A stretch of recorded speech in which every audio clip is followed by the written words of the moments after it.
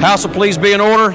Those persons not having privileges of the floor will please vacate the chamber at this time. All members and guests in the galleries will please rise as we are led in prayer today by Isaac Tincher. Isaac is an intern with the Herndon Fellowship Program and a guest of the gentleman from the 14th, Delegate Butler.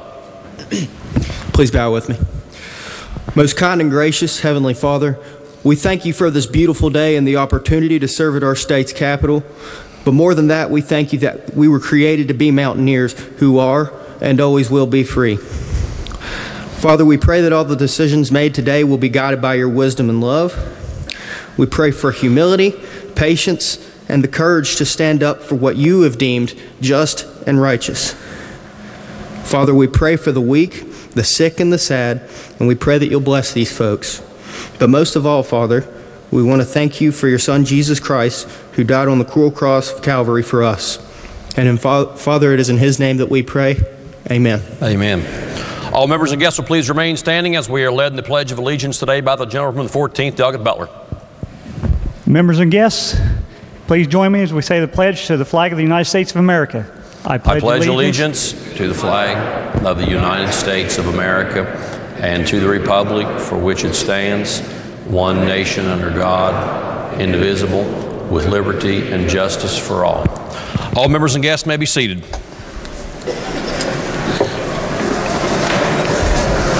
Reading of the Journal. Journal of the House of Delegates, Charleston, Friday, January 25th, 2019. Gentleman from the 37th, Delegate Pushkin. Thank you, Mr. Speaker. I ask unanimous consent that further reading of the Journal be dispensed with and that it be approved as having been read. The gentleman from the 37th asks unanimous consent that further reading of the Journal be dispensed with and that it be approved as having been read. Is there objection? Chair hears no objection, so ordered. Lady from the 49th.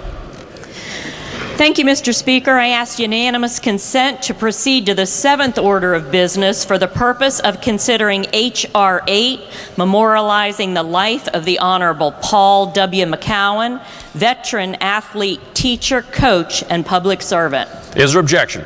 Chair hears no objection. Clerk will please report the resolution. House Resolution 8, memorializing the life of the Honorable Paul W. McCowan, veteran athlete, teacher, coach, and public servant. Would all members and guests in the galleries please rise at this time? Lady from the 49th. Thank you, Mr. Speaker. Today we have with us his wife Shirley McCowan and family.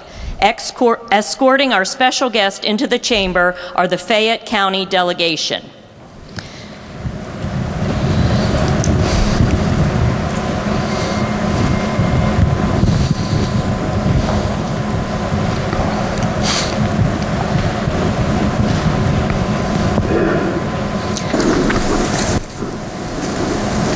Mr. Speaker, I now ask unanimous consent that reference of the resolution to a committee be dispensed with and that it be taken up for immediate consideration and put upon its adoption. The lady from the 49th asks unanimous consent that the committee reference for H.R. 8 be dispensed with, that it be taken up for immediate consideration and put upon its adoption. Is there objection? Chair hears no objection. Committee reference will be dispensed with. Clerk will please read the resolution. Whereas Paul W. McCowan was born on June 18, 1935 in Millstone, Calhoun County, and raised in Lookout, Fayette County, West Virginia, and was one of 10 children born to the late Evan McCowan and Shirley Powell McCowan. Paul served in the United States Army during the Korean War.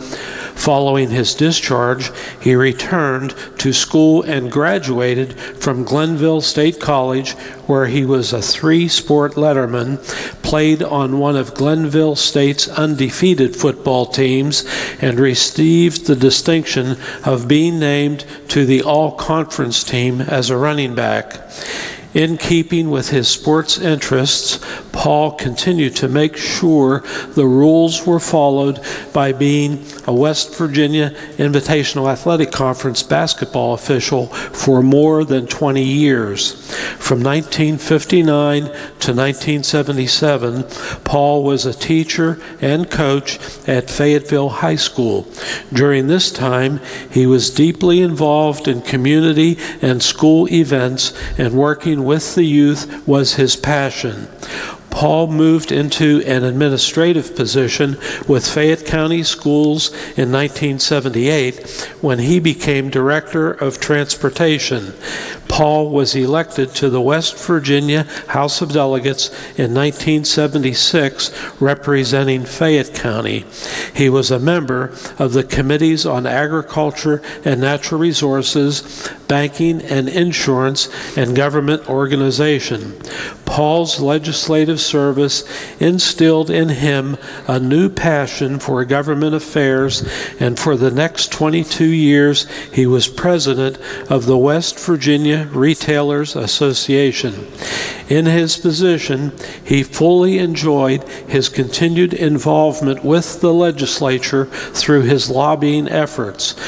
Paul is survived by the love of his life, Shirley Lambert McCown, whom he married on June 15, 1957.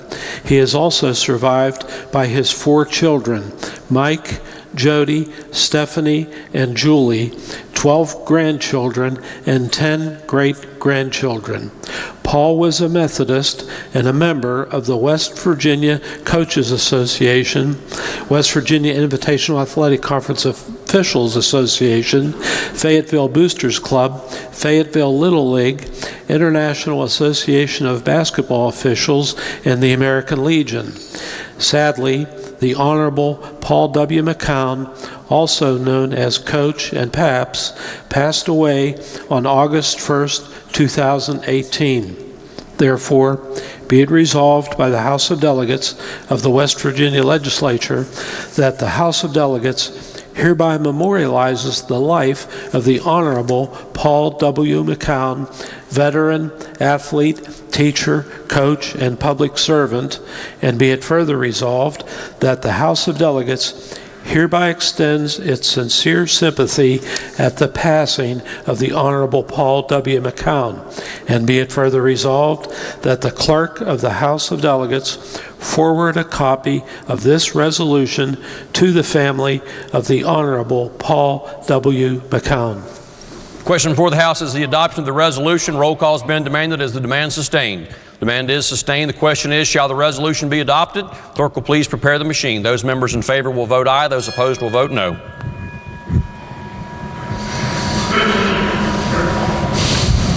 Has every member voted?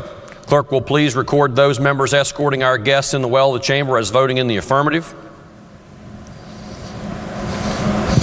Again, has every member voted? If so, the clerk will close the machine and ascertain the result. On that question, 96 ayes, 0 nays, 4 members absent not voting, more than a majority of those present having voted in the affirmative. The chair declares the resolution adopted. Members will please be at ease while the chair presents the resolution.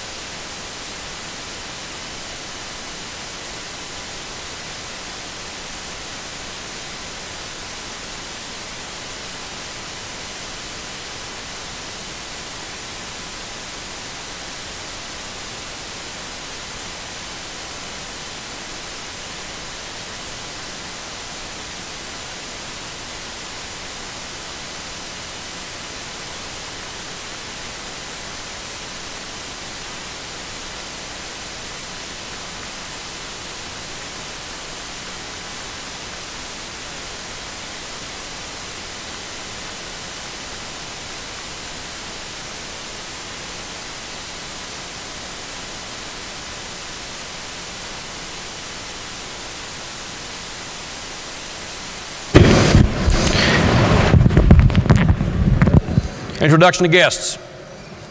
Gentleman from the 4th, Delga Canestrero. Thank you, Mr. Speaker. On behalf of Delegate Zukoff and myself, we have quite the contingent from Marshall County here today for the Municipal League Conference. In the West Gallery, we have the mayor of the city of Moundsville, the city manager, and several members of council, if they would stand up and be recognized. And in the South Gallery, we have representatives from the city of Glendale, the city clerk, police chief, and members of council, if they would stand up and be recognized. I'd ask the House to please make them feel welcome.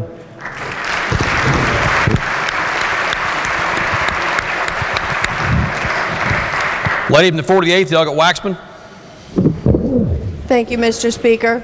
On behalf of the other delegates from District 48, I would like the House to welcome Kathleen Panic, the Shinston City Clerk. She is in the West Gallery. Kathleen, will you please stand? Members of the House, make her welcome. Thank you. Lady from the 39th, Delegate Malcolm. Thank you, Mr. Chairman. We have a page with us today from Sissonville Middle School. His name is Alec McCallum, and he is honored to have his mother escort him, Julie McCallum. Would they both stand, please, and the House make them welcome.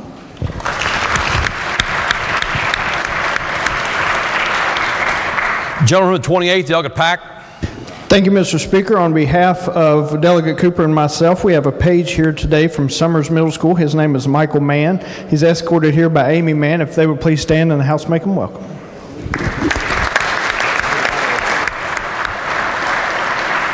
Gentleman from the 32nd, Delegate Fast.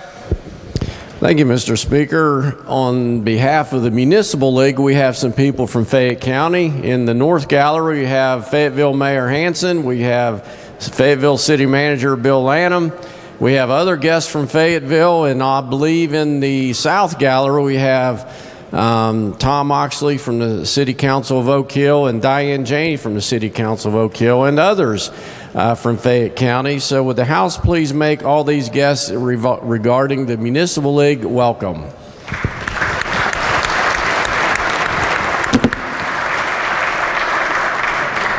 Gentleman from the 9th, Delegate Holland. Thank you, Mr. Speaker. Today we have Doctor of the Day, all the way from Huntington, West Virginia. Please welcome Brandon Flores.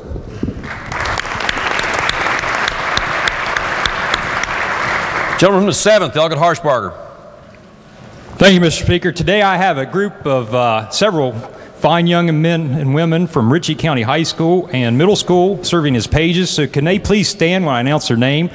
Taylor Osborne, Cole Wagaman, Emma Wagaman, Braden Hott, Caleb Cole, Isaac Slater, Charles Copeland, Garrett Copeland, Dakota Wayne, Destiny Smith, and Joshua Gilmore. And their chaperone today is Sonia Hott, which is a teacher and also head of the FBLA organization at our high school. So would the chamber please give them a warm welcome? Thank you.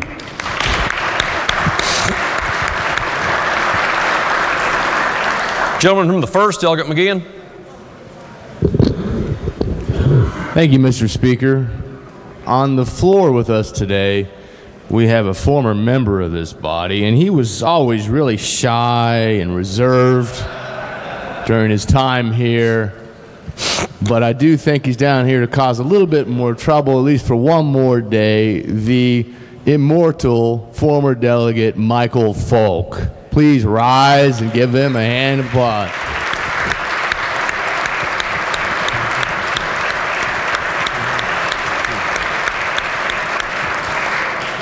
Gentleman from the 6th, Delegate Kelly. Thank you, Mr. Speaker. It's my honor to introduce to the House today my wife and my best friend, Jan Kelly, and my grandson, Gavin Corley. Would the House make them feel welcome this morning?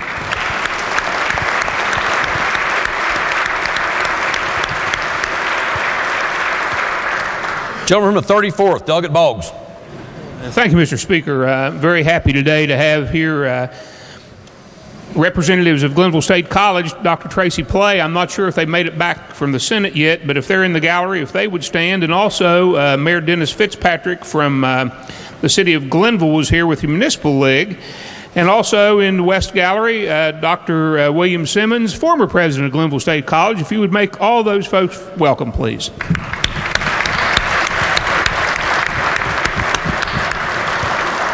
Gentleman from the 50th, Delegate Angelucci. Thank you, Mr. Speaker. We have some guests here from Fairmont. On behalf of Delegates Caputo and Longstreth, I'd like to introduce the Mayor of Fairmont, Tom Manella, in the South Gallery, Council members Donna Blood, Frank Gann, Fairmont City Clerk Janet Keller, and Fairmont City Manager Bruce McDaniel.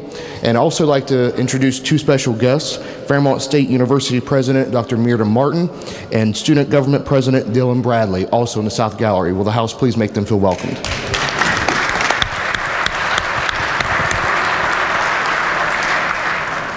Lady in the 51st, Delegate Walker. Speaker, on behalf of myself and all the delegates from the 51st District, I would like to welcome Emily Mazzarelli, the Assistant City Manager, Bill Kowecki, the Mayor, Jenny Celine, the Deputy Mayor, Rachel Fetty, City Council, and Barry Wendell, City Council. Will the House please give them a warm welcome?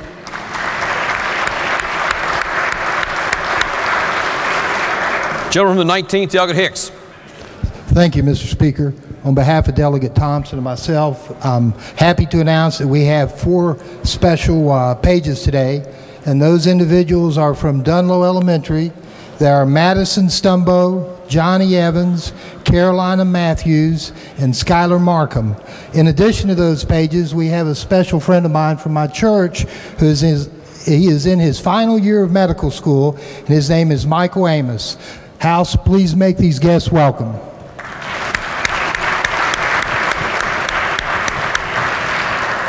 Gentleman from the 19th, Delegate Thompson.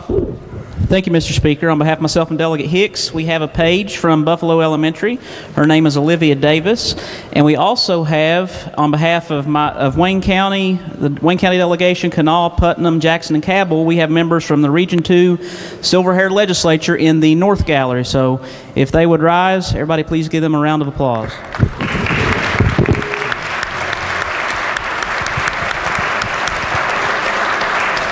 Gentleman from the 3rd, Doug Fluharty.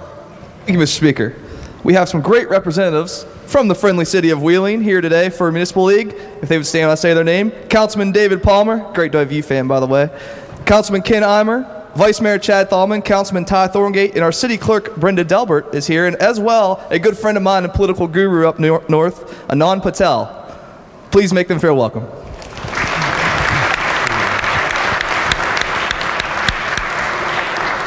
Gentleman from the 30th, Delegate Bates. Thank you, Mr. Speaker. Joining us in the South Gallery is the Honorable Rob Rappold, Mayor of the City of Beckley, if the House would make him welcome.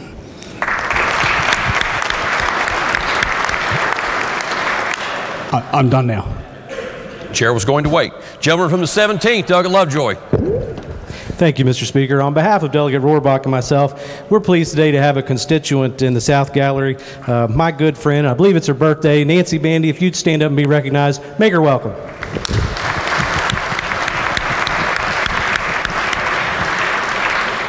Are there further introductions of guests? If not, reports to standing committees. Committee on Judiciary's had a consideration House Bill 2521 relating to permitting fur-bearer parts. Reports back to committee substitute, therefore, with the recommendation that the committee substitute do pass. Report to be received. Committee on Judiciary has had a consideration House Bill 2503 relating to court actions. Reports back committee substitute, therefore, with the recommendation that the committee substitute do pass. Report to be received. Committee on Judiciary has had a consideration Senate Bill 177 Fire Commission rule relating to state building code. Reports the same back with recommendation that it do pass. Report to be received. Committee on Judiciary has had a consideration House Bill 2010 relating to foster care. Reports back a committee substitute, therefore, with recommendation that the committee substitute do pass. Report to be received. Committee on Prevention and Treatment of Substance Abuse has had under consideration House Bill 2686 relating to permitting the Supreme Court of Appeals of West Virginia to create a family drug court pilot program. This is originating with recommendation that it do pass. Report to be received. Committee on Finance has had under consideration Senate Bill 28 removing hotel occupancy tax limit collects for medical care and emergency services. Reports the same back with amendment with recommendation that it do pass as amended. Report to be received. Further reports of standing committees, reports of select committees, messages from the executive, messages from the Senate. Clerk of the Senate announces the passage by the Senate of Committee Substitute for Senate Bill 253, Protecting Consumers from Automatic Purchase Renewal and Continuous Service Offers. Report to be received. Bill be referred to the Committee on Judiciary. Further messages from the Senate. Resolutions. House Resolution 9, recognizing and honoring the achievements of professional football player and coach Lonnie Warwick. Lady from the 49th. Mr. Speaker, I ask unanimous consent that the further reading of resolutions introduced be dispensed with and they be considered as formally introduced and referred to the appropriate committees as indicated on the chamber automation system. The lady from the 49th asks unanimous consent that further reading of resolutions introduced be dispensed with and that each resolution be considered as having been formally introduced and referred to the appropriate committee as shown on the chamber automation system. Is there objection? Chair hears no objection. Petitions. Motions. Bills introduced. House Bill 2687, exempting law enforcement and emergency vehicles from paying turnpike tolls. Lady from the 49th. Mr. Speaker, I ask unanimous consent that the further reading of bills introduced be dispensed with and they be considered as formally introduced and referred to the appropriate committees as indicated on the chamber automation system. Lady from the 49th asks unanimous consent that further reading of bills introduced be dispensed with and that each bill be considered as having been formally introduced and referred to the appropriate committees as shown on the chamber automation system. Is there objection? Chair hears no objection. Unfinished business. Bills on third reading. Committee substitute for House Bill 2005, Broadband Expansion Act of 2019. Committee substitute for House Bill 2005 was advanced to third reading with amendments pending. Clerk will please report the First Amendment. Delegate Schott moves to amend the bill. This is HFA Schott 1-23, number 1. Does the gentleman from the 27th wish to explain the amendment? Yes, thank you. Thank you, Mr. Speaker. The First Amendment is rather technical in nature. It's basically two parts. The first part is simply renumbering a subsection C to a subsection D as a result of a typo error. And the second section just clarifies that where this area, the area has to be an underserved as well as an unserved area. And that's, we've inserted the definition in another part of the code. That's the extent of the amendment. I urge its adoption. The question before the House is the adoption of the amendment as just explained by the gentleman from the 27th. Are there members who wish to speak to the adoption of the amendment? If not, those in favor of the amendment, please say aye. Those opposed, please say no. Ayes have it, and the amendment is adopted. Next amendment. Delegates Byrd and Schott move to amend the bill. This is HFA Byrd Schott 1-23, number 1. Do either of the sponsors wish to explain the amendment? Gentleman from the 35th, Delegate Byrd, to explain the amendment. Thank you, Mr. Speaker. I think I remember my amendment. This is a very simple amendment. Some of the people in this room might not have been here a couple years ago, but we passed a bill, a lawsuit ensued where Frontier filed a lawsuit in federal court over a specific clause regarding pole attachments. Well, let's fast forward to now when we took testimony in the Judiciary room. The PSC commissioner got up and said that there might have to be a revision of the order that was entered in that lawsuit. So what I am doing is adding what's called a severability clause to make sure that we can continue forward with this bill should there be any interruption, which we do not foresee after talking to the stakeholders. So it's just a safe place. Thank you, Mr. Speaker. The question before the House is the adoption of the amendment. Gentleman from the 27th.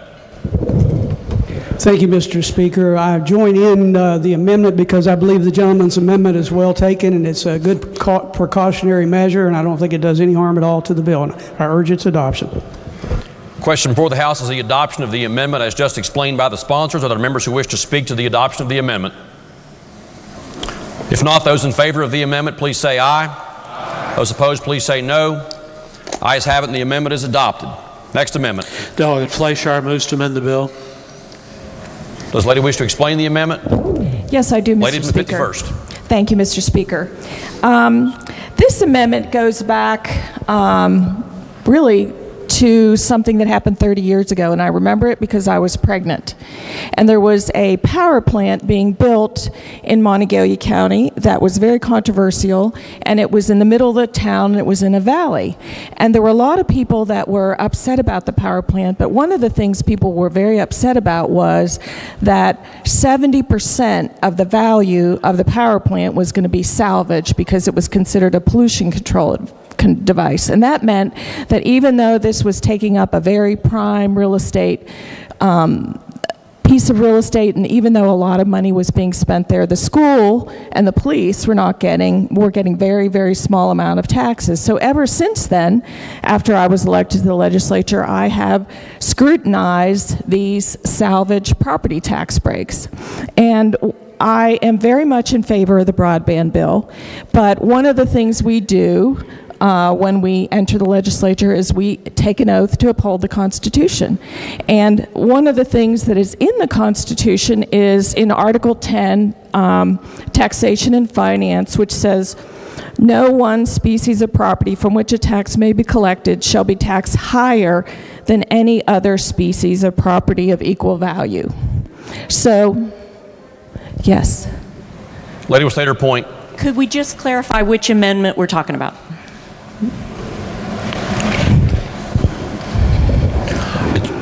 Chair's understanding is it's the amendment as originally filed in the system. Okay, thank you. Okay. Sorry. Thank you. I can see there might have been some confusion. So what that means, this tax break says that towers that are built during this 5-year period get the tax break. Towers that are built before and after do not get the tax break. And I think that represents a violation of this provision of the Constitution. So some of you know my husband is a professor at the law school, and I told him last weekend that I was concerned to vote for something that I thought was unconstitutional, and he said, well, you could just make it a property tax because there's no prohibition on this equality of species in the property tax section. And if you look at Article 10 towards the end, there is no similar language there. So since last Sunday, I've been trying to fix this so that it would achieve that purpose, and it would give a corporate tax break as opposed to a property tax break. So I know this is very, very complicated and a lot of legalese, but the meat of the bill is on Section 5, which says amount of credit allowed, and basically what it says is it changes it from a property tax to a corporate tax. It makes a cross-reference to that section. And then it also says in C, the amount of credit is intended to be equivalent to the property tax break. So what we tried to do, and I had help doing this because I'm not a tax lawyer, is to make this equivalent. The other thing that we did is we limited it, we tried to target it to only underserved areas of the state. The original tax break, it could have been anywhere. It could have been in one of those windows on the interstate where you get drop calls. And what we want to do, and I think what the speaker and the delegate from the 16th wants to do is limit this to underserved areas. We all know how desperately that is needed. One of the effects of this is that it will not take money from the counties, and I think that's an important thing with all the cities, all the talk about unfunded mandates. The other thing, and I think the reason why there's been some hesitation on this, is the whole section on definitions is pretty complicated. We consulted with the tax department to figure out, to get the language about exactly who should be entitled to this. I can't tell you I understand all those definitions, but I can tell you that I remember very distinctly when we gave super tax credits, and we lost millions and millions of dollars in this state on tax credits where people cheated. And that is what that language is designed to do, is to make sure that it goes to the corporations who are actually expanding broadband in our area, and that it would give them an equivalent tax rate. So for all those reasons, I urge adoption of the amendment. Question before the House is the adoption of the amendment. Are there members who wish to speak to the adoption of the amendment? Gentleman from the 27th, Delegate Schott. Thank you, Mr. Speaker. First of all, I want to be sure I'm addressing the correct version. There are 3 flash hour amendments in the system: 123, 123 revised, 123 revised number 2. Are we on the first one, or have the The other two been replaced, and we're now on number 2. That is the chair's understanding. Is the chair correct? First one? It is 1-23. Very well. Would the gentlelady from the 5th First yield for questions? Yes. Thank you. I'm going through the code briefly. I noticed that the first of the salvage value legislation was with regard to pollution control facilities, which I assume you were mentioning earlier, and that was adopted by the legislature in 1973. My question to you, have there been any challenges, court challenges, since 1973 to the salvage value valuation for pollution control facilities? I know that the school board challenged the power plant in Morgantown, but that was later settled. So this issue has not been ruled on by the Supreme Court, if that is your next question. I realize there have been a series of bills. We've kind of given out these property tax breaks like candy, but I think they violate the Constitution, and I have attempted to vote against them when they have come up in the past, since I've been here. So I assume the answer to my question is no, there have not been any court challenges that rose to the Supreme Court for a decision? Well, you did say rose to the Supreme Court. There have been court challenges, and it has not been ruled on by the Supreme Court. But I think the language is very clear in the Constitution, and I hope they would rule the way I believe it should be ruled. Would you agree with me that over 40 years is certain sufficient time within which someone who wanted to challenge that statute and that approach would have had time to challenge it in a case that would go to the Supreme Court? I think it depends on what the interest of the parties are that would challenge something. Maybe there was never, and it was challenged. It was challenged in Morgantown, and they were able to get a settlement that compensated the county for the lost revenue.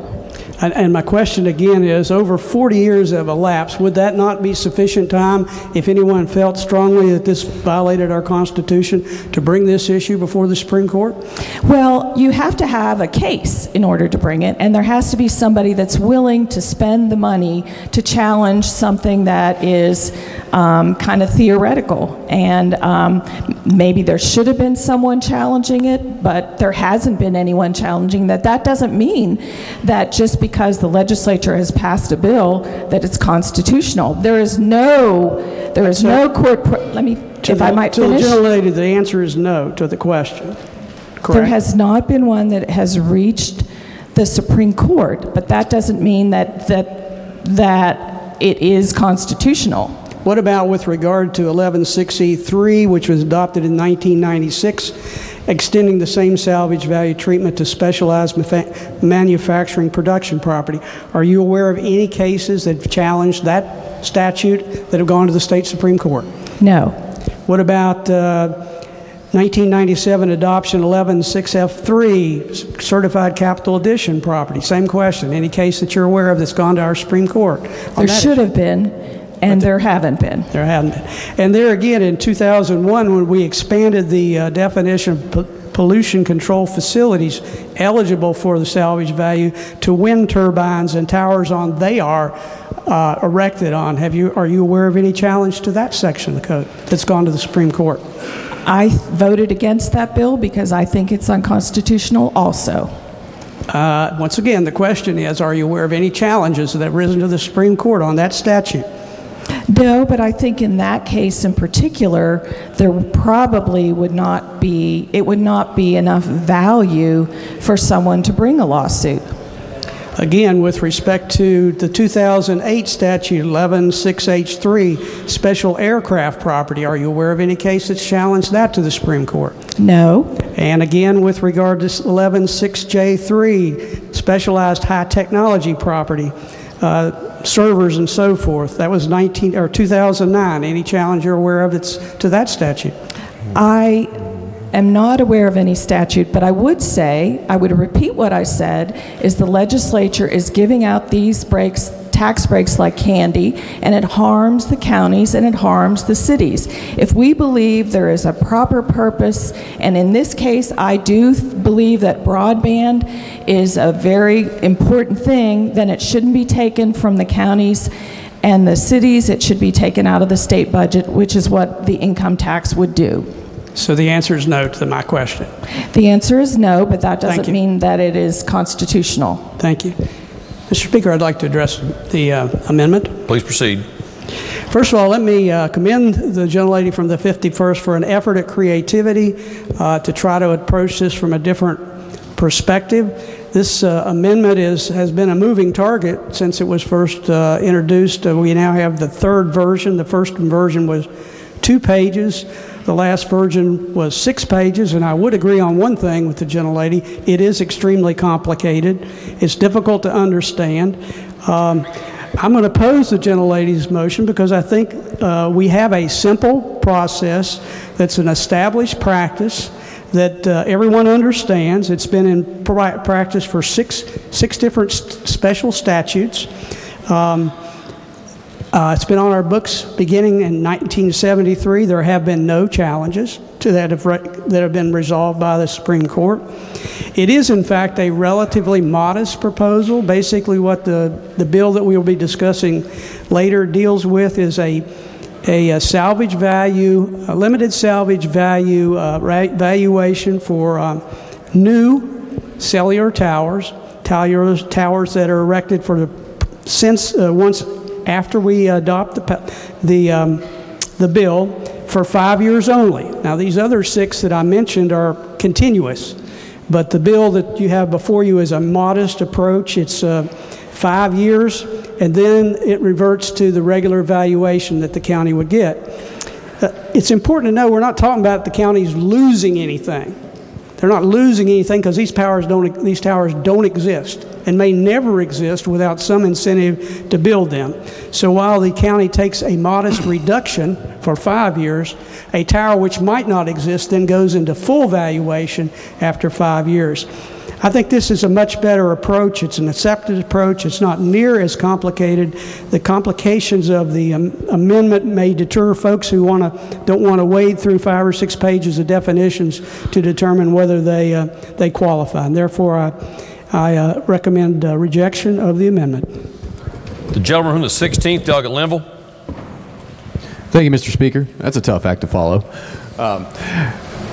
First and foremost, the purpose of this salvage value valuation is actually to remain constitutional. Otherwise, we would have the ability to give no property tax on this. And so I would first state that the way that we've crafted this legislation is to remain within the constitutional bounds of the Constitution, as the gentleman has mentioned, all the way back to 1973. It's been referenced in 6 different cases. I rise in opposition to this particular amendment, but first I would like to thank the gentlelady for her painstaking work in trying to come up with something that equals out to the exact thing that we've done essentially in a single sentence. That single sentence is that notwithstanding any other provision of this code to the contrary, for 5 years immediately following the date of its erection, the value of a tower is its salvage value. And much like the gentleman mentioned, we are in a position where the industry is switching from 4G to 5G. And normally what you see in the industry is an ability for them to choose to upgrade their existing towers rather than to expand their coverage. And so we in this body, and I believe the gentlelady and the gentleman and every member of this body understand that we need the flexibility to incentivize continuing to serve unserved West Virginians. By definition, no one would put up a new tower in somewhere that is already served. It wouldn't make any business sense. And in fact, this property tax reduction is nowhere near the cost of a tower in and of itself. If any member believes that 6 pages of complication is cumbersome but necessary under our Constitution, I submit that there's a better avenue than amending every bill wherein we all agree that that incentive is necessary and that is the source of the difficulty. That's the Constitution of the state of West Virginia. To clarify that the legislature has the ability to pass law affecting the taxation of business personal property, inventory, and equipment would be a better way to handle that. Accordingly, I urge rejection of this amendment. Are there further members who wish to speak to the adoption of the amendment? Does the lady wish to close on the amendment? Yes, Mr. Speaker. Thank you all for considering this issue. I don't think we would hesitate. I mean, everybody in this room knows that we have passed laws that violated the First Amendment, that violated the Fourth Amendment, that violated the Fifth Amendment, that violated the 14th Amendment. States and the federal government have done that, and sometimes it takes a while for those to bubble up. Just because those laws have passed and stood the test of a little bit of time doesn't mean they're constitutional. In our state constitution, we adopted this Article 10, and it put it in there so that your neighbor, if your neighbor has a tower and you have a tower, if your neighbor has a structure and you have a structure, it was designed to be equal, that you would pay the same rate, because there were perceived injustices with differential property rates, that everybody should be treated the same so long it was within the same class of property. I think that by changing it from a property tax to an income tax, it becomes constitutional. And I disagree with the gentleman. I know that money was taken away in my county, and just wait till the next really big development happens in your community and they want to say that it should be at salvage rate. Just wait for that and see if your fellow citizens think that it's not, that it's fair.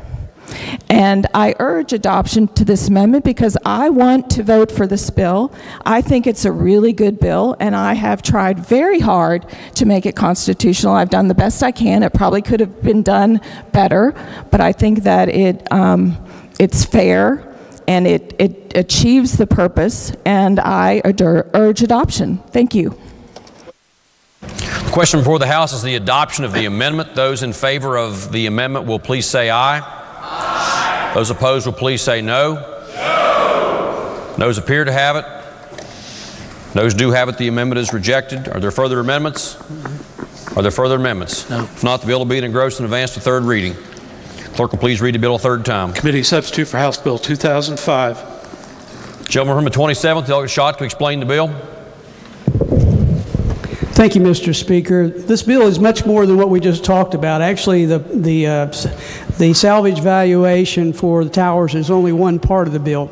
The bill contains basically 4 different pieces, 3 of which have been considered in one form or another by the legislature in the past.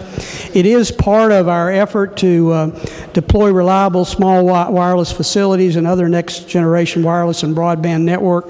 If you'll recall, this would be what you could call broadband 3.0. We've had, in each of the last 2 sessions, we have overwhelmingly passed broadband bills that advance the proliferation of broadband in our state in an effort to bring ourselves up to our adjoining states as well as the rest of the country. Let me go through the 4 parts of this bill. First of all is the salvage value mandated for new tower construction. Basically, it is for property tax purposes, for towers directly used in wireless technology businesses and intended to increase the expansion and availability of wireless coverage. It basically gives the owner of the facilities a salvage value of for property tax purposes, which is basically 5% of the cost of the facility. It's only for 5 years, and as I indicated earlier, in most situations it would be for something that wasn't going to be built otherwise but for this incentive. The second part of this we haven't talked about before. It basically allows West Virginia to take charge of the regulation of pole attachments. And that's where the owner of the pole is different than the party that seeks to affix cables or other lines to the pole. In our original broadband bill passed in 2017, we had language relating to this issue, but it was removed due to a question of federal preemption. There was the federal government had not yet enacted rules and regulations, and so we removed that from the bill. However, now that the regulations are in force, it is our understanding that the Public Service Commission now wants this state primacy of enforcement And it's believed that this will provide for functioning similar to what the DEP does with respect to EPA rules and regulations. In other words, there would be a set of regulations and rules governing how this process would go forward between the two parties. The third provision of the bill empowers the conduct of a feasibility study by electrical power providers to determine the likelihood and effectiveness of the installation of broadband fiber within what is called the hot zone of that electrical provider. Then the provider, if this becomes feasible, would lease that fiber to broadband entities. In other words, the electrical power company would own the fiber, which it installs, and would lease it then to providers. This is similar to a feasibility study that was undertaken in Virginia, which has already entered the second stage preparatory to deployment in that state. And then finally, the last piece of this bill is a small cell bill, which passed the House last year, 97-2. And what it does is deals with regulatory authority for the co-location of small wireless facilities on poles and so forth within a municipality. Essentially, this is necessary to bring 5G service to municipalities. If you'll recall, 5G service basically projects the signal a shorter distance, but needs a greater boost to cover that area, the speed of the service. Basically, what the bill does is establishes a standardized approach which preempts the manner in which a city or other authority may prohibit, regulate, or charge for the co-location of small wireless facilities. It does forbid the authority from entering into an exclusive arrangement with any one entity for the use of the right-of-way, and requires basically non-discrimination in rates. So in other words, there's open availability for any provider who wants to locate one of these small cells on the facility. There are a number of detailed provisions in the bill. Basically, it does provide some uniformity in allowing these providers to go forward without having to satisfy various standards and various fees in each and every municipality. We passed this bill last year. It got held up in the Senate due to some misunderstandings regarding some of the provisions. My understanding that the municipalities and the providers and other interested parties have met during the interim and addressed these issues, and that now it is a component of this bill that is acceptable to all parties. Mr. Speaker, that's a summary of the bill. I urge its adoption. The question before the House is, shall the bill pass? Are the members who wish to speak to the passage of the bill? Gentleman from the 16th, Doug Limble. Thank you, Mr. Speaker. Broadband, high speed, cable, DSL, fiber, cell phone, 5G, Wi-Fi. It doesn't matter what name you call the internet. It just needs to work like a utility and without a second thought. The Broadband Expansion Act of 2019 is the result of tremendous efforts in partnering with our state government agencies, our municipalities, our partners in the federal government, the industry, and the public to expand access to high-speed, quality internet and to become a leader in the adoption of 5G technologies, to connect West Virginia to the rest of the world and to connect the rest of the world to West Virginia. The gentleman just went over all of the major parts of this bill, but what I'd like for you to know is that this bill is greater than the sum of its parts. When all of these provisions are put together, we have a bill which has the potential to change the way West Virginia operates, to change the way West Virginia educates its children, to change the way West Virginia does business. I'd like to focus on two of those provisions. First is the ability for a feasibility study for our power companies to run fiber internet on their lines, in their existing right-of-ways, on their poles, and on their infrastructure. This piece is incredibly important. In exploring this opportunity and in working with the Broadband Enhancement Council, of which we have 2 ex officio members in this room, and of which there are members from every different congressional district in this state, in the public, representing businesses, residential users, and large industrial users. We are partnering together to make sure that the backbone of the internet, the middle mile fiber, is extended further throughout the state of West Virginia. That matters. That matters for cell expansion. You cannot place a cell tower somewhere without a connection back to the rest of the internet. That's what this does. It also allows all sorts of different providers to be able to bring the last mile internet out to your constituents' homes. If there's anything that we hear more than the back roads looking like Swiss cheese, it's that the internet has been terrible in the state of West Virginia. Our people have been left behind, and they deserve better. This bill is a major step forward. Secondly, I want to mention the Small Wireless Facilities Deployment Act, which will expand 5G coverage to more West Virginians. Your constituents all tell you that they want choice. And what you're seeing in major metropolitan areas across the country right now is that their cell companies can actually give you home internet. They can provide unlimited, high-speed home internet, giving you choice, letting you choose between Frontier and Comcast and Suddenlink and Verizon Wireless and AT&T and Sprint and T-Mobile and Straight Talk and whatever else Walmart's selling. So what this actually allows us to do is give choice.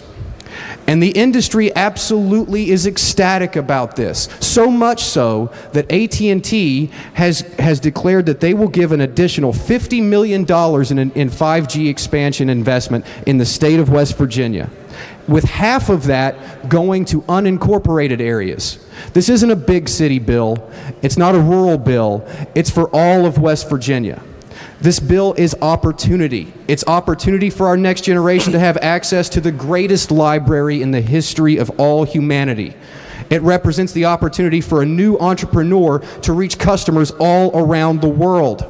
It represents an opportunity for our schools to have higher quality internet connections so that our teachers and our students can interact in new and innovative ways. It represents the opportunity for your hospitals and your healthcare providers to reach people in unserved areas who otherwise would have to drive for hours on end to make it to their physician. Mr. Speaker, the Broadband Expansion Act of 2019 is not just a small step for West Virginia. It's a giant leap toward leading in the race to 5G. Our people have been waiting. The quality of their internet, even in our major cities, has given rise to as many complaints as our back roads resembling that Swiss cheese. Let's do something about it. Let's not just patch bits and pieces. Let's pave the way to 5G. I ask each of my colleagues to support this bill in its entirety. I ask each of my colleagues to contact your senators across this building and tell them to take up this bill, not bits and pieces, and not send us over something else. We've already incorporated all their changes. And then, once they've taken up this bill and passed this bill, send it to the governor and urge him to sign it. Thank you, Mr. Speaker. I urge passage. Gentleman from the 1st, Delegate McGeehan. Thank you, Mr. Speaker. I can't say I share the optimism that my good friend from Cabell County does on this bill. Broadband expansion 1.0, we went through that. Now we're going to broadband expansion 2.0. You know, we keep proposing these solutions that aren't meaningfully going to achieve the objective. This is just central planning. And we have to go through all of these convoluted laws, basically, because of all the regulations that exist, mainly from the Public Service Commission, you know, and debate this, whether we should have feasibility studies and hot zones and, you know, price fixing, non-discrimination rates. If you really want to expand broadband in this state, just open the market up. Get the Public Service Commission out of the way. You know, we have what's called the monopolistic system in West Virginia underneath the Public Service Commission. We actually call it that. That's the formal name. It's not just me like denigrating it. That's the formal name, the monopoly system. We have the cost-plus approach. So if you're a utility in West Virginia, you get a carved-out territory from the almighty Central Planning Politburo underneath the Public Service System or Commission. And then in exchange, you have no competition allowed, essentially. No direct competition allowed. And then in return, what happens? You submit yourself to regulation, and you have to be satisfied with, I think it's like 10% profit or 11% profit, the cost-plus approach. Well, what's cost? What's cost? Prices in the markets determine costs, not the other way around. So we just submit our cost, they just submit their costs, pad it up, and then add 10% profit, good to go. PSC rubber stamps it. You see how ridiculous that is? I mean, at least what we can do, if we really want to open up the market and provide all sorts, who knows what the market would bring in the area of broadband expansion if we just opened it up and let free enterprise do its work. Now, you imagine the kind of innovation that small businesses, who typically the small guys that get in, who don't have a lot of capital, they haven't made it to the top. Those are the guys that are really working day in, day out, burning the candle at both ends, coming up with great ideas on the market. It's the large guys that want to team up with the government. They prefer these regulations because guess what? They already have a lot of capital, and now they don't want to have to burn the candle at both ends, right? They can work less. So if you really want to expand broadband, we really need to take a better look at this. And if you want to go to broadband 3.0, maybe it's just get rid of the Public Service Commission entirely. But I doubt anybody's going to go for that in this body. But that's really what's going to work. Okay? The greatest economists of the 20th century have demonstrated that time and time again, notably the leading thinkers from the Austrian school. Just read them. But I'm going to support the bill. It's moderately better than what we have now. So with that, I'll end my little talk here. Gentleman from the 34th, Delegate Boggs. Thank you, Mr. Speaker. I rise in support of the bill, but with a cautionary note. I think this is certainly the best opportunity we've had for a long time to move internet and broadband services and high-speed, true high-speed forward. But at the end of the day, if we, yet again, all we come out with this bill is providing a third, fourth, and fifth option for people in large municipalities, and we have done nothing for the people in rural areas and the people in the last mile, the underserved and the unserved, then we're going to continue to see a hemorrhaging of population out of West Virginia to other places. That's been the concern of mine for a long time. Back when Verizon had the landline service here in West Virginia, we weren't even on the radar screen in Braxton and Gilmer counties for even DSL service. I mean, they would tell us, you're not even scheduled. So we did some legislation back in the early 2000s to put together a Braxton Gilmer zone. We got donations. We passed it through this legislature. It was signed by the governor. And we came up with a little bit of money, and we did some deployment, which is viable and working to this day. But like with everything else, Mr. Speaker, it amounts to money. And there wasn't enough money to deploy it every place that we wanted to. So now we have the current landline carrier with DSL service to some people. People across the street can't get it. And even at that, it's not fast enough to even be viable for businesses or for education. It's problematic. I have constituents that have contacted me that have good jobs. They could work out of their home, but yet they're having to go to another business or a restaurant or someplace that they can use the internet service so they can work, or else they're going to have to drive 50, 75, 100 miles each way to work every day. That's not right. That's not right in this day and time.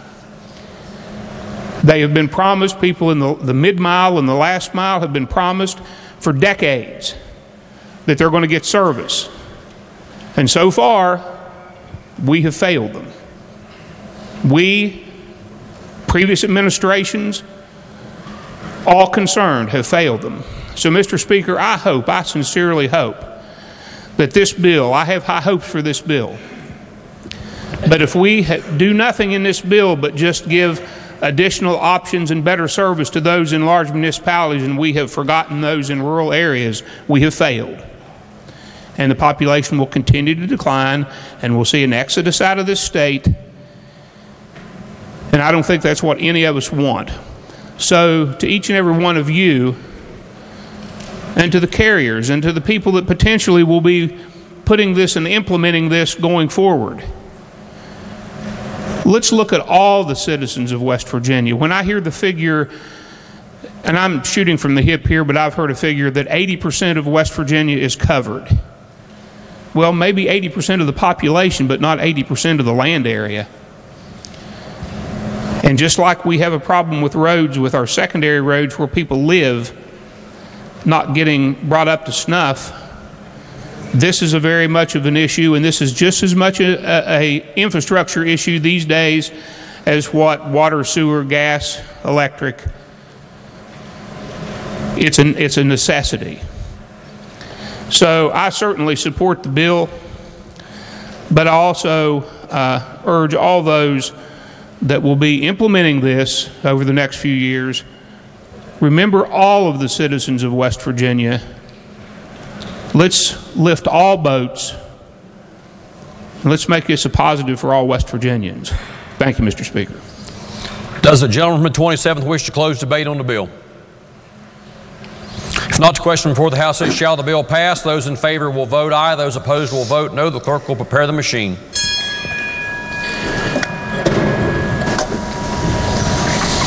Has every member voted? If so, the clerk will close the machine and ascertain the result. On that question, 97 ayes, 2 nays, 1 member absent not voting. More than a majority of those present having voted in the affirmative, the chair declares the bill passed. Are there amendments to the title? Delegates Byrd and Schott move to amend the title. Question before the House is the adoption of the title amendment. Those in favor of the title amendment will please say aye. Those opposed will please say no.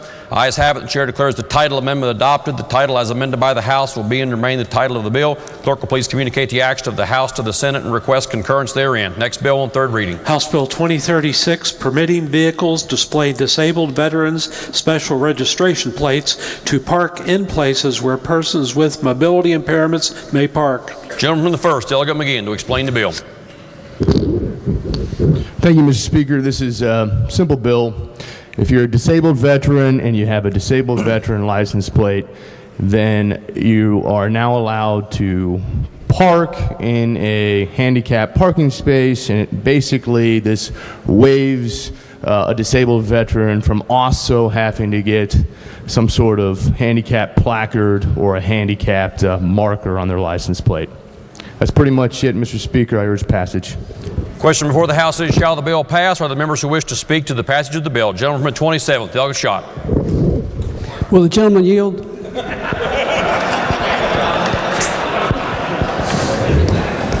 Sure. Can you confirm for us that this bill does not violate the rule of proportionality?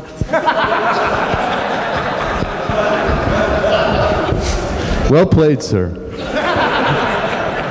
Is that a yes? I think we're good. All right, thank you. Are there other members who wish to speak to the passage of the bill? If not, the question before the House is, shall the bill pass? Those in favor will vote aye. Those opposed will vote no. The clerk will prepare the machine.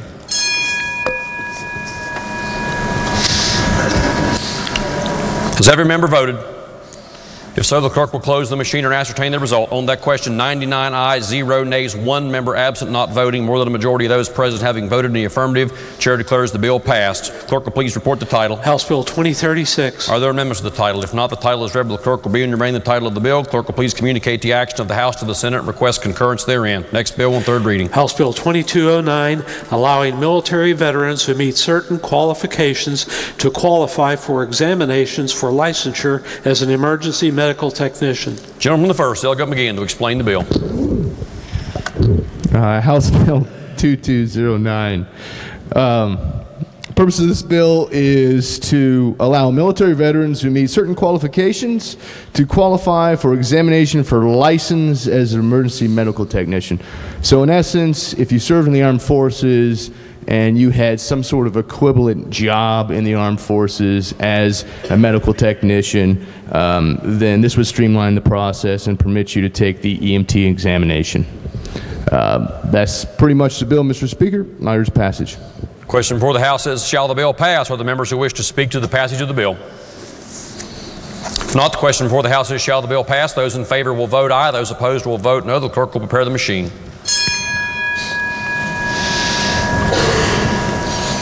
Has every member voted? If so, the gentleman from the If so, the clerk will close the machine and ascertain the result. On that question, 99 ayes, 0 nays, 1 member absent, not voting. More than a majority of those present having voted in the affirmative, the chair declares the bill passed. Clerk will please report the title. House Bill 2209. Are there amendments to the title? If not, the title is read by the clerk will be and remain the title of the bill. Clerk will please communicate the action of the House to the Senate and request concurrence therein. Next bill on third reading. House Bill 2547, relating to the election prohibition zone. Gentleman from the 35th, Doug Capito, to explain the bill. Thank you, Mr. Speaker. Last year we dealt with electioneering zones, the distance with which one can electioneer or can influence votes within a polling place. We changed the code in conformance with federal opinions from 300 to 100 feet. We had an oversight last year, and this is merely correction to this portion of code. Mr. Speaker, I urge passage. Question before the House is, shall the bill pass? Are the members who wish to speak to the passage of the bill? If not, those in favor will vote aye. Those opposed will vote no. The clerk will prepare the machine.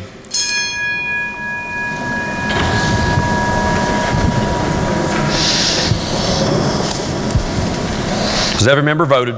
If so, the clerk will close the machine and ascertain the result. On that question, 97 ayes, 2 nays, 1 member absent, not voting. More than a majority of those present having voted in the affirmative, the chair declares the bill passed. Clerk will please report the title. House Bill 2547. Are there amendments to the title? If not, the title is read by the clerk will be and remain the title of the bill. Clerk will please communicate the action of the House to the Senate and request concurrence therein. Next bill on third reading. Committee substitute for House Bill 2600, relating to publication of sample ballots. Gentleman from the 35th, Doug Capito, to explain the bill. Thank you, Mr. Speaker. As was just mentioned, this deals with publication of ballots, and for all of us, we know that it is required by all of the counties to publish the ballot that we see at the ballot box. With the recent advent and implementation of electronic voting in our counties, this has created a little bit of a wrinkle, and the interpretation in many of those counties is to actually do a screenshot of the ballot. The result of this on many of our counties has been significant increase in costs. So what we've done with the bill before you is we've allowed counties to opt in to be able to print the absentee ballot in lieu thereof to substantially save costs on our county. Mr. Speaker, I urge passage. The question before the House is, shall the bill pass? Are the members who wish to speak to the passage of the bill? If not, those in favor will vote aye. Those opposed will vote no. The clerk will prepare the machine.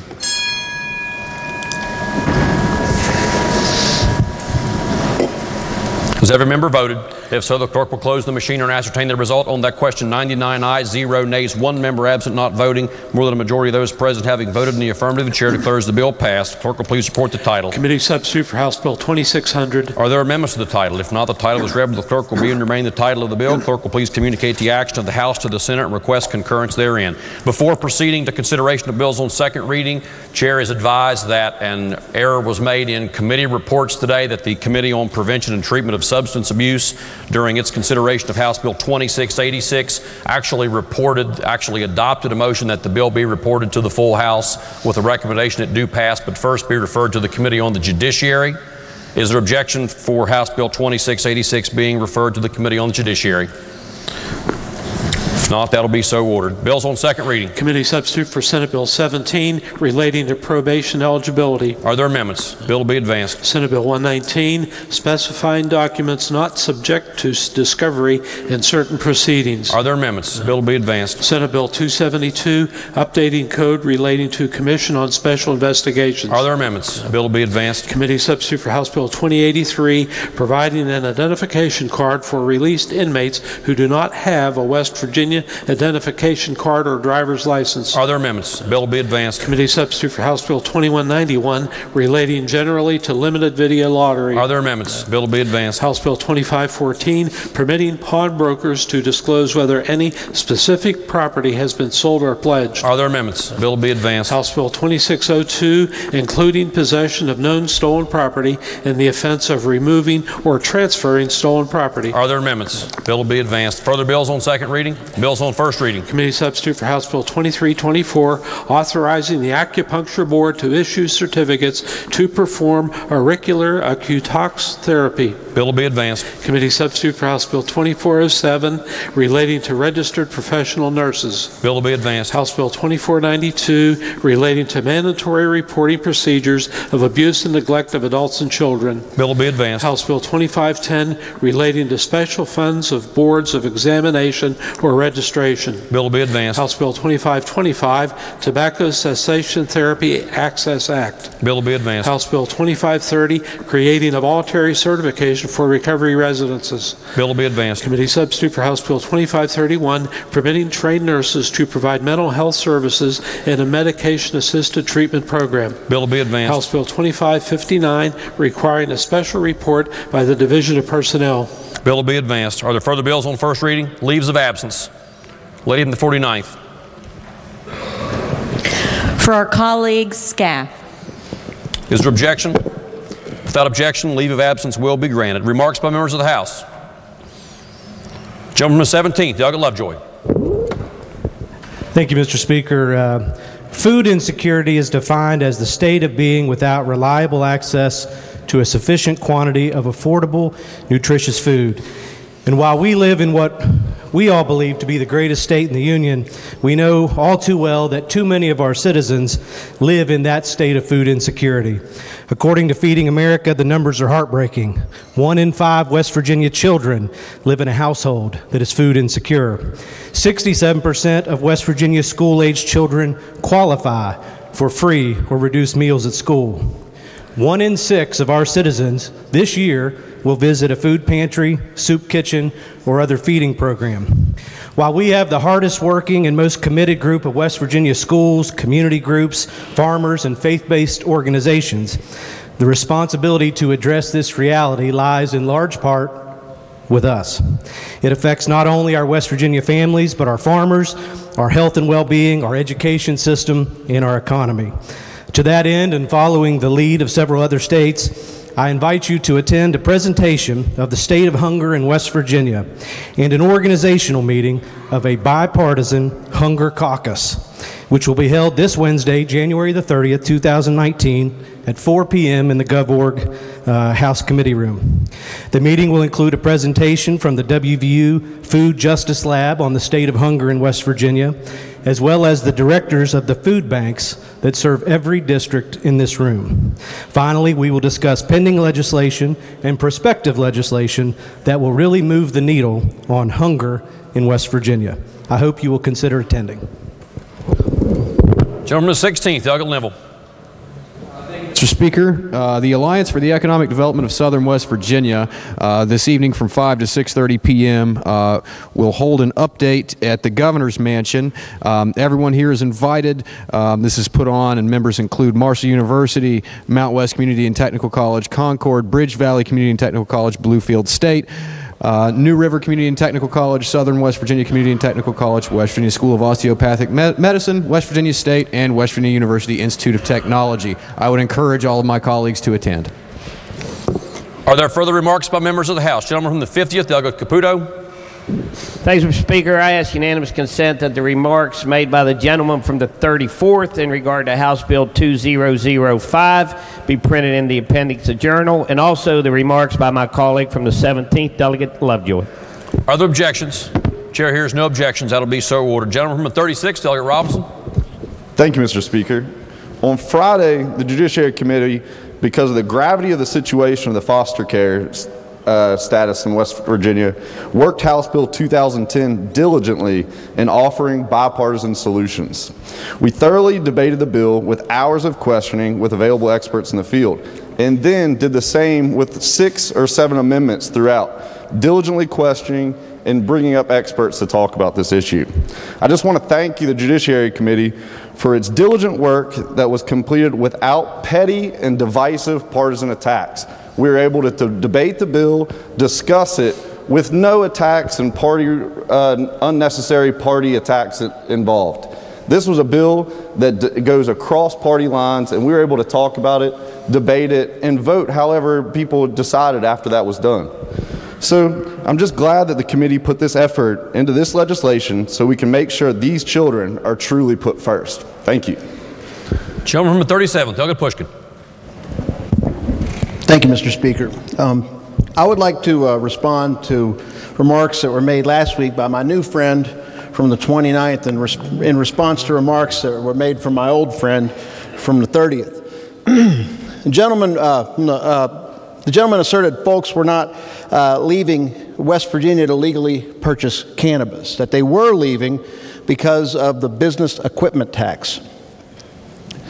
Now, someone who was born and raised in West Virginia, I'm sure I'm not alone in unfortunately seeing so many of my friends and loved ones leave the Mountain State to start their lives, raise their families, and find their careers in other states. However, I've yet to hear one of these expatriates tell me they've sought their fortune elsewhere because we impose a property tax on equipment owned by oil and gas companies. So why is it so hard to keep our young people here in West Virginia? What is really keeping people and businesses from relocating here? I'm going to surprise some of you because I'm going to actually agree with the president's son. I'm going to take the viewpoint of Donald Trump Jr., because he apparently once told Governor Justice that the biggest impediment to economic growth here in West Virginia is our negative image outside the state. Unfortunately, we are often seen as backwards by the rest of the country. Now, we know that's not true. We know that West Virginia is the greatest place in the world to live and raise a family. We know that West Virginians are the kindest and friendliest people in the world. But the truth is, we are still all too often perceived as backward to the rest of the Union. Now, regrettably, some of the ideas that come out of this building, and even some of the words that have been spoken on this very floor, sometimes reinforce that negative stereotype. So what can we do to combat that negative image? Now, the gentleman from the 30th brought up House Bill 2331. That bill would allow West Virginians to decide whether or not they would legalize a plant for adult use, thus creating thousands of jobs and a new revenue stream from the sales tax that people could choose to pay or not to pay. Would that send a strong message to the rest of the country that West Virginia was at least thinking forward and that in favor of small government and local control? I think it would send that message. What about another bill, House Bill 2078? That bill would say nobody in West Virginia could be fired from their job or evicted from their home because of who they love. Would passing that bill send a powerful message to the rest of the country that maybe West Virginia wasn't so backward? Maybe we are a state where all kinds are welcome? I certainly believe so. But what is the single most important step we can take to combat this negative image? What can we do to let the world know what we already know, that West Virginia is the best place to raise a family, start a business, the greatest place to live? We need to prioritize public education. We need to improve the schools that all our children attend. Now, there are plenty of ideas floating around this building as to how to reach this goal, but I can tell you we will not get there by increasing class size. And I don't believe we will get there by privatizing public funds meant for public schools. And we certainly won't improve our public schools by running monstrous pieces of legislation meant to provoke those on the front lines of our schools, our teachers. But this takes me back to my original point. Removing the equipment tax for oil and gas companies without a single alternative for replacing that revenue stream would defund our public schools. Now, at least the gentleman from the 30th offered a possible solution, because I've yet to hear a single viable replacement for that revenue stream from the majority. Defunding public schools without a single alternative revenue source is at its best counterintuitive, at its worst completely nonsensical. That's the kind of action that sends the exact wrong message to businesses and people considering relocating to the Mountain State. So let's work together and let the world know what we've always known, that this is the best place to work and live. Thank you. The gentleman from the 66th, Delegate Espinoza. Thank you, Mr. Speaker. I'd ask unanimous consent that the remarks of our colleague from the 16th during our consideration of House Bill 2005 be printed in the appendix of the Journal. Is there objection? Chair hears no objection. Are there other members who wish to offer remarks by members of the House? Gentleman from the 50th. Thank you, Mr. Speaker. I ask unanimous consent that the remarks by my friend from the 36th, Delegate Robinson, and my friend from the 37th, Delegate Pushkin, be placed in the appendix of the Journal. Are there objections? Chair hears no objections. Miscellaneous business. Lady from the 49th.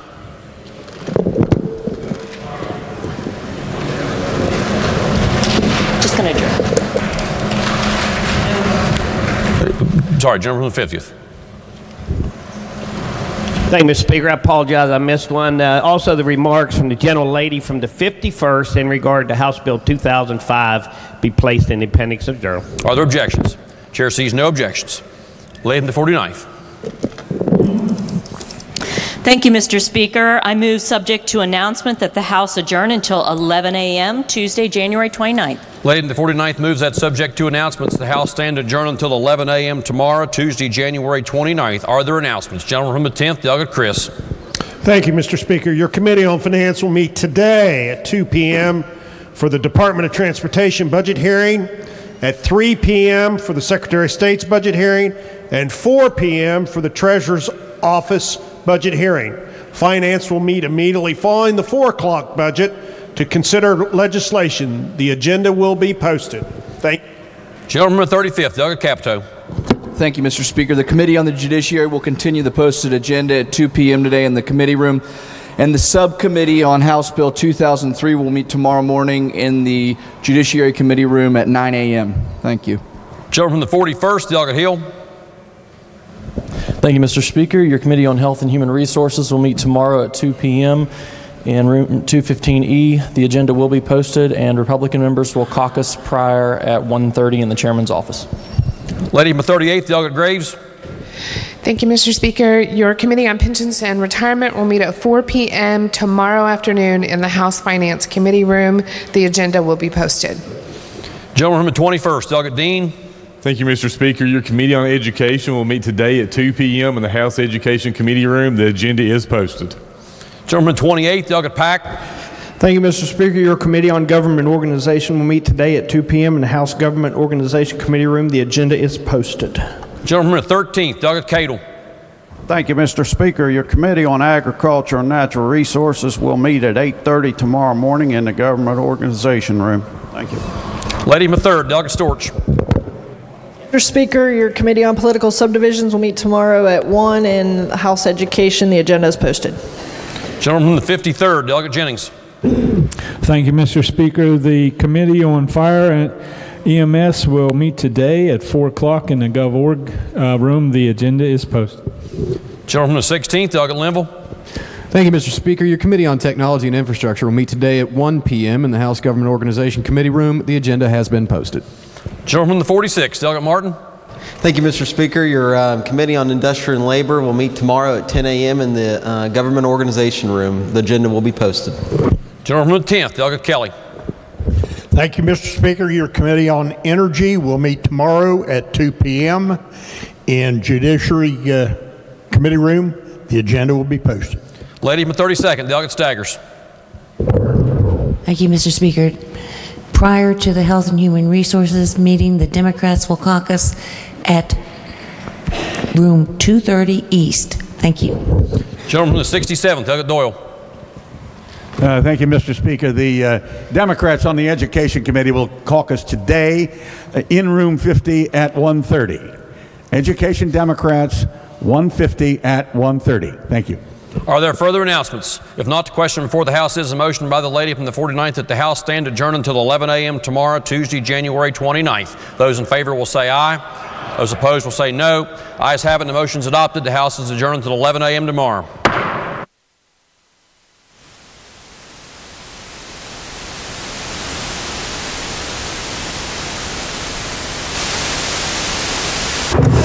Senate will please come to order. The Senate will please come to order. All those not having privileges of the floor will please vacate the chamber. With those on the floor and our guests in the gallery, please rise as we are led in prayer this morning by the senator from Raleigh County. The senator from Nicholas County.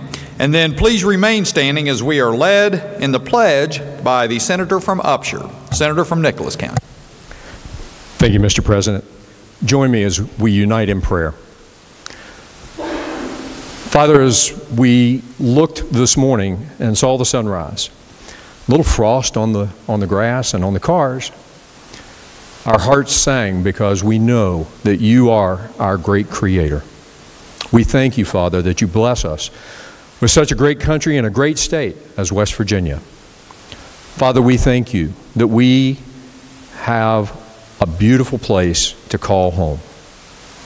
It's a place that you've created. Father, we thank you for the opportunity to gather here this morning, to be able to do the work of the people of the state of West Virginia. Father, I just pray that you will bless those who are sitting in the gallery in a very special way today. That, Father, you will pour out your blessings on us, the legislators that sat here on the floor, that we would get the wisdom and the guidance and the knowledge that we need to do the work of the people of the state. Father, we thank you for those who are sitting at the desks and working in committees to help deal with bills and legislation and the resolutions that we take up here. Father, I pray for the fellow body of legislators on the other end of the Capitol. And I just pray, God, more than anything else, you will use us all, that we can do good work to carry out your work for the benefit of all people. In the name of Jesus Christ, we pray. Amen. Amen. Thank you, Senator. The senator from Upshur County. Would our friends and neighbors in the gallery please join us in honoring our great country? I pledge allegiance to the flag of the United States of America and to the republic which it stands, one nation under God, indivisible, with liberty and justice for all. Thank you. You may be seated. The reading of the journal. West Virginia Legislature Senate Journal, Friday, January 25th, 2019. The senator from Mercer County requests unanimous consent that further reading of the journal be dispensed with and that it be approved as having been read. Is there objection? Chair hears none, so ordered. Introduction of guests. On behalf of the Senate, it is my pleasure to welcome our honorary pages for the day. As guest of the senator from the 17th, we have and Tavion Jones-Davis and Tasha Jones-Davis. And as guest of the junior senator from the 17th, we have Lexi Walker. If they would all please stand and Senate give them a warm welcome.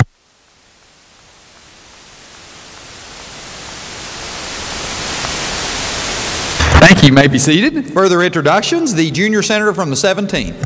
Thank you, Mr. President. On behalf of the Senate, I'd like to welcome our doc for the day. Unfortunately, he's already had to step out of the gallery for doing his duties here at the doc today, but it's Dr. Brandon Flores from Huntington, West Virginia. The Senate would just recognize that he's here helping us and working for us.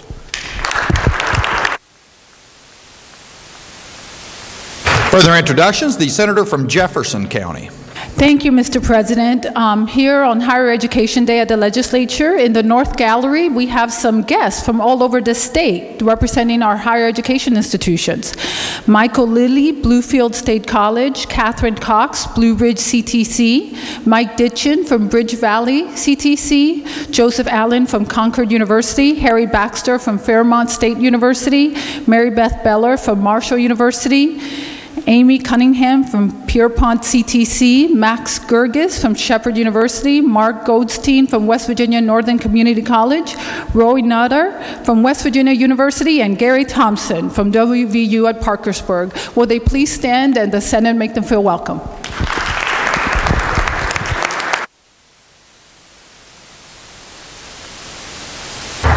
The senator from Raleigh County. Thank you, Mr. President. I'm pleased to welcome my wife in the North Gallery, 43 years. She's here with us today. Would you please stand?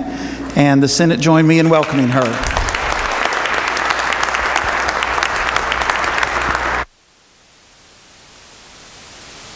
The senator from Wetzel County. Thank you, Mr. President. I have with me today several guests. I have the city recorder and a council member from New Martinsville, Kim Whiteman and Joel Potts, and also the mayor from Harrisville, Alan Haught. If the Senate would please make them welcome.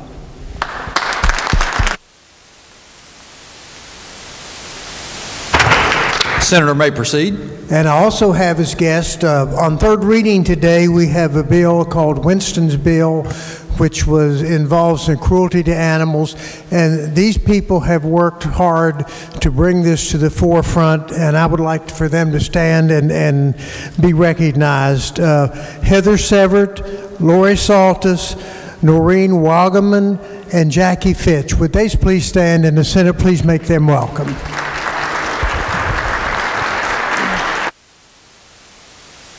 The senator from Preston County. Thank you, Mr. President. On behalf of the senator from Tucker County and myself, we're pleased to have with us in the rear gallery the Parsons mayor, Dorothy Judy, the recorder, Bruce Colson, and the city administrator, Jason Myers. If they would stand and be recognized, the Senate make them welcome.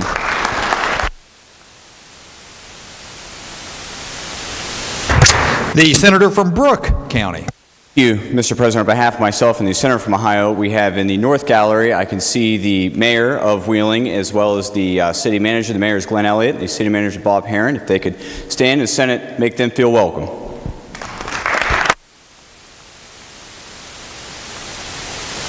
Senator from Upshur County. Thank you, Mr. President. On behalf of the gentleman from Nicholas and me, I'd like to introduce from Elkins, West Virginia, ladies go first, City Clerk Jessica Sutton, Councilman Charles Friddle, and Mayor Van Broughton. If you please make them welcome.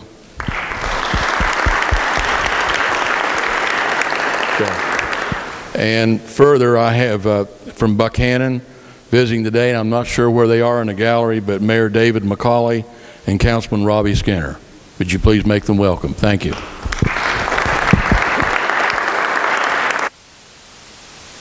Senator from Harrison County. Thank you, Mr. President.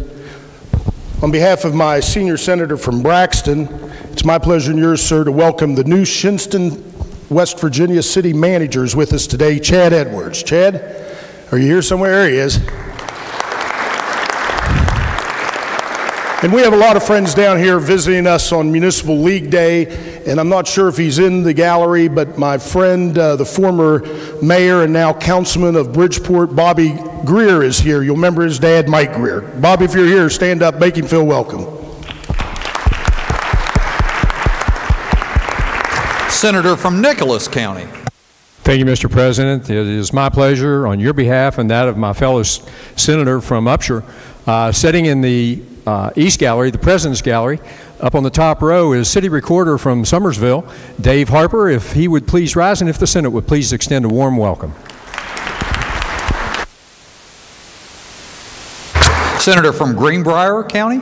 Thank you, Mr. President. On behalf of the senator from Monroe, we're very privileged to have two of America's coolest small towns in our district, and the brain trust of one of those is here today. So if y'all will please stand as we welcome the mayor, John Manchester, who just received the Municipal League Lifetime Achievement Award, and he's joined by Shannon Beatty, Misty Hill, and J.C. Faulkner.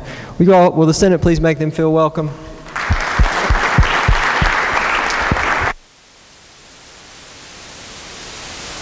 Further introductions, the senior senator from the 17th. Thank you, Mr. President. On behalf of the junior senator from the 17th, the mothers of our pages are here today, Miranda Marino and Tiffany Jones. If they could stand and the Senate make them feel welcome.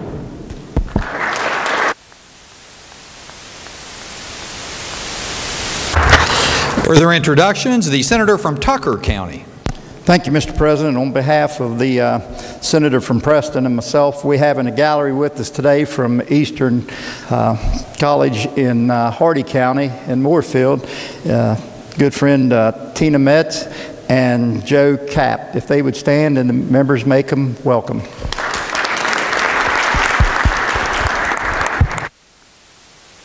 Further introductions? The senator from Monongalia County. Thank you, Mr. President. Ladies and gentlemen, seated in the East Gallery here above us are good friends of mine from Pierpont Community College. You may know it as the Community College of North Central West Virginia. If they'll please stand and let the Senate make them welcome.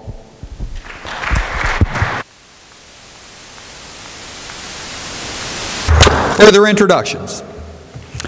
Communications from the House. The Clerk of the House announced the passage by that body of House Bill 2009, creating a new category of Innovation and Education Grant Program. Message will be received and referred to the Committee on Education. Committee substitute for House Bill 2446, Blue Alert Plan. Message will be received and referred to the Committee on Government Organization. House Bill 2509, clarifying that a theft of a controlled substance is a felony. Message will be received and referred to the Committee on the Judiciary. House Bill 2527, relating to forgery and other crimes concerning lottery tickets. Message will be received and referred to the Committee on the Judiciary. Are there further communications from the House? No, sir. Communications from the Executive? There are none. Reports from standing committees? Your Committee on the Judiciary has had under consideration Senate Bill 40, establishing Mental Health and Military Service Member Court Program, and reports back a committee substitute for same, with the recommendation the committee substitute do pass, but under the original double committee reference, first be referred to the Committee on Finance. Respectfully submitted, Charles S. Trump IV, Chair. Report will be received and under the double committee reference will be referred to the Committee on Finance.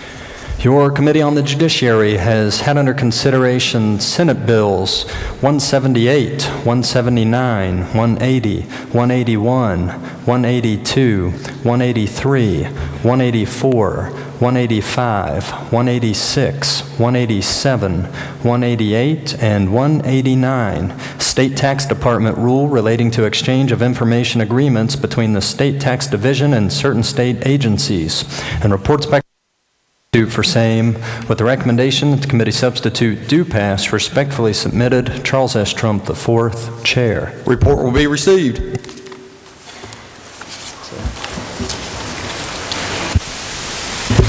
That's all I have, sir. Reports from select committees?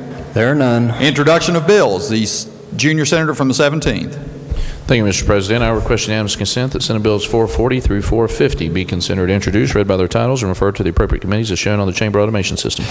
Junior senator from the 17th requests unanimous consent that Senate Bill number 440 through Senate Bill number 450 be considered introduced, read by their titles, and referred to the appropriate committees as shown on the chamber automation system. Is there objection? Chair hears none, so ordered. Resolutions. Senate Concurrent Resolution 18 by Senators Maynard, Stallings, and Swope, naming the Curtis Papp and Millie Mammy Asbury Memorial Bridge. Under the rules of the Senate, the resolution will lie over one day.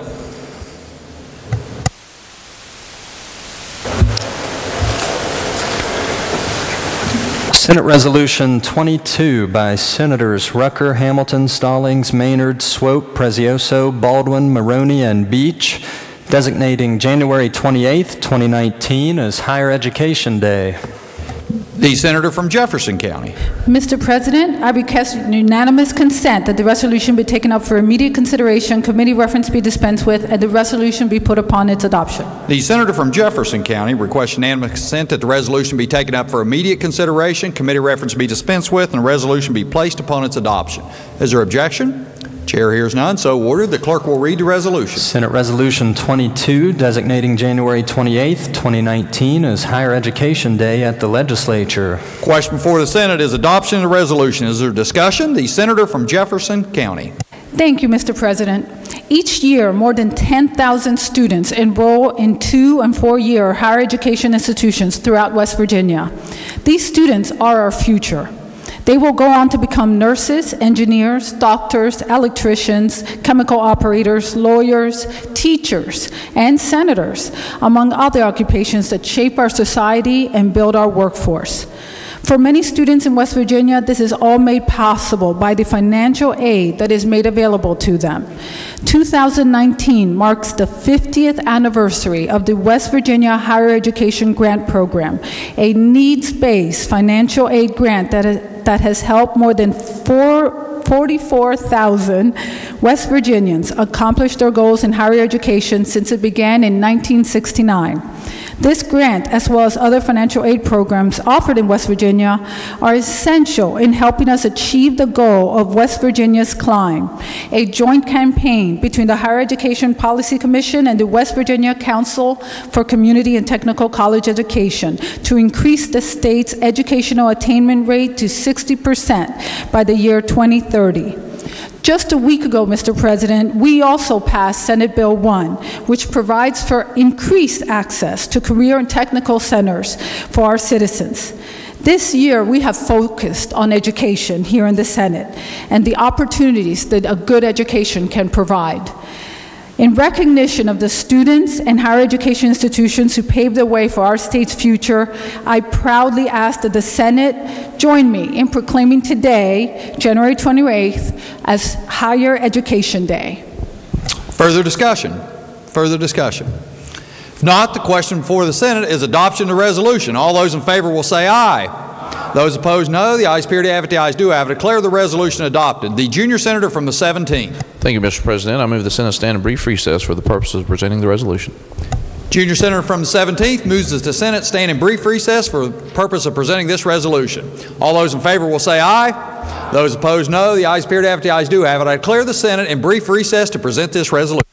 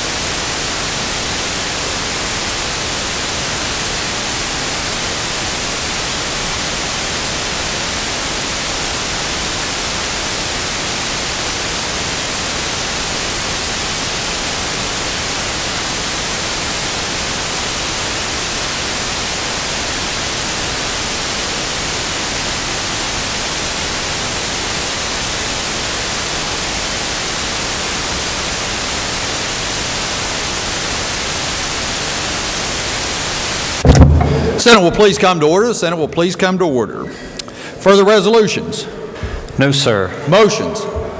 Petitions? There are none. Unfinished business?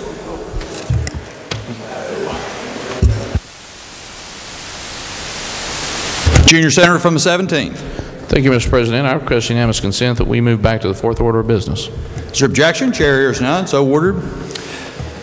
Reports from standing committees. Your Committee on Education has had under consideration Senate Bill 451, originating in committee relating to comprehensive education reform, and reports the same back with the recommendation that it do pass, but with the further recommendation that it first be referred to the Committee on Finance. Respectfully submitted, Patricia Puertes Rucker.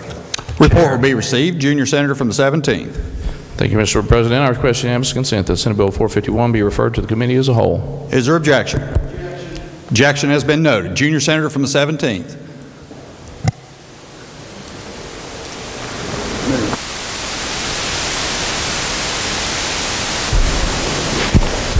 Thank you, Mr. President. I move the bill be referred to the committee as a whole. Junior Senator from the 17th moves that Senate Bill number 451 be referred to committee on the whole. Is there discussion? No. The Senator from Marion County. Point of inquiry. Senator may state his point. Since this bill has a number to it, 451, as it was taken up in the Committee on Education, there was a motion that it be referred to a second committee reference of Finance. Now we're going around the Finance Committee and bringing it directly to the floor. If the Senator's inquiry is the motion in order, the motion is in order to do so. I'm not questioning the motion. This is a point of information. Well, there is a motion on the floor that would put the entire Senate into a committee of the whole such that everyone would be exposed to all aspects of the Senate Bill 451.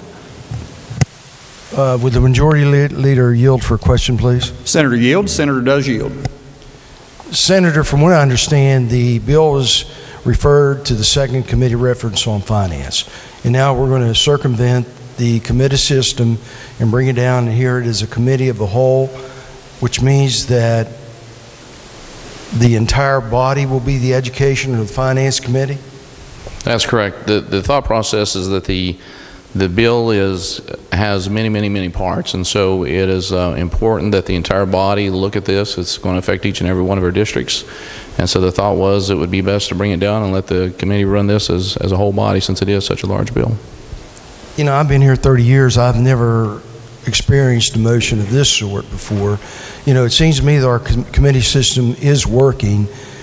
Would you agree with me that the Education Committee sets up the policy for this particular piece of legislation? You know, it's an education bill. The Education Committee has it. They developed the policy. Well, I would, but I also feel that the Education Committee reviewed this bill, passed the bill, and now it's more of a finance issue. And so we're still waiting on fiscal notes. I don't think this bill can be taken up until we receive those fiscal notes. I'd like to see them myself. Well, just because we don't have a fiscal note, we're not going to send it to Finance?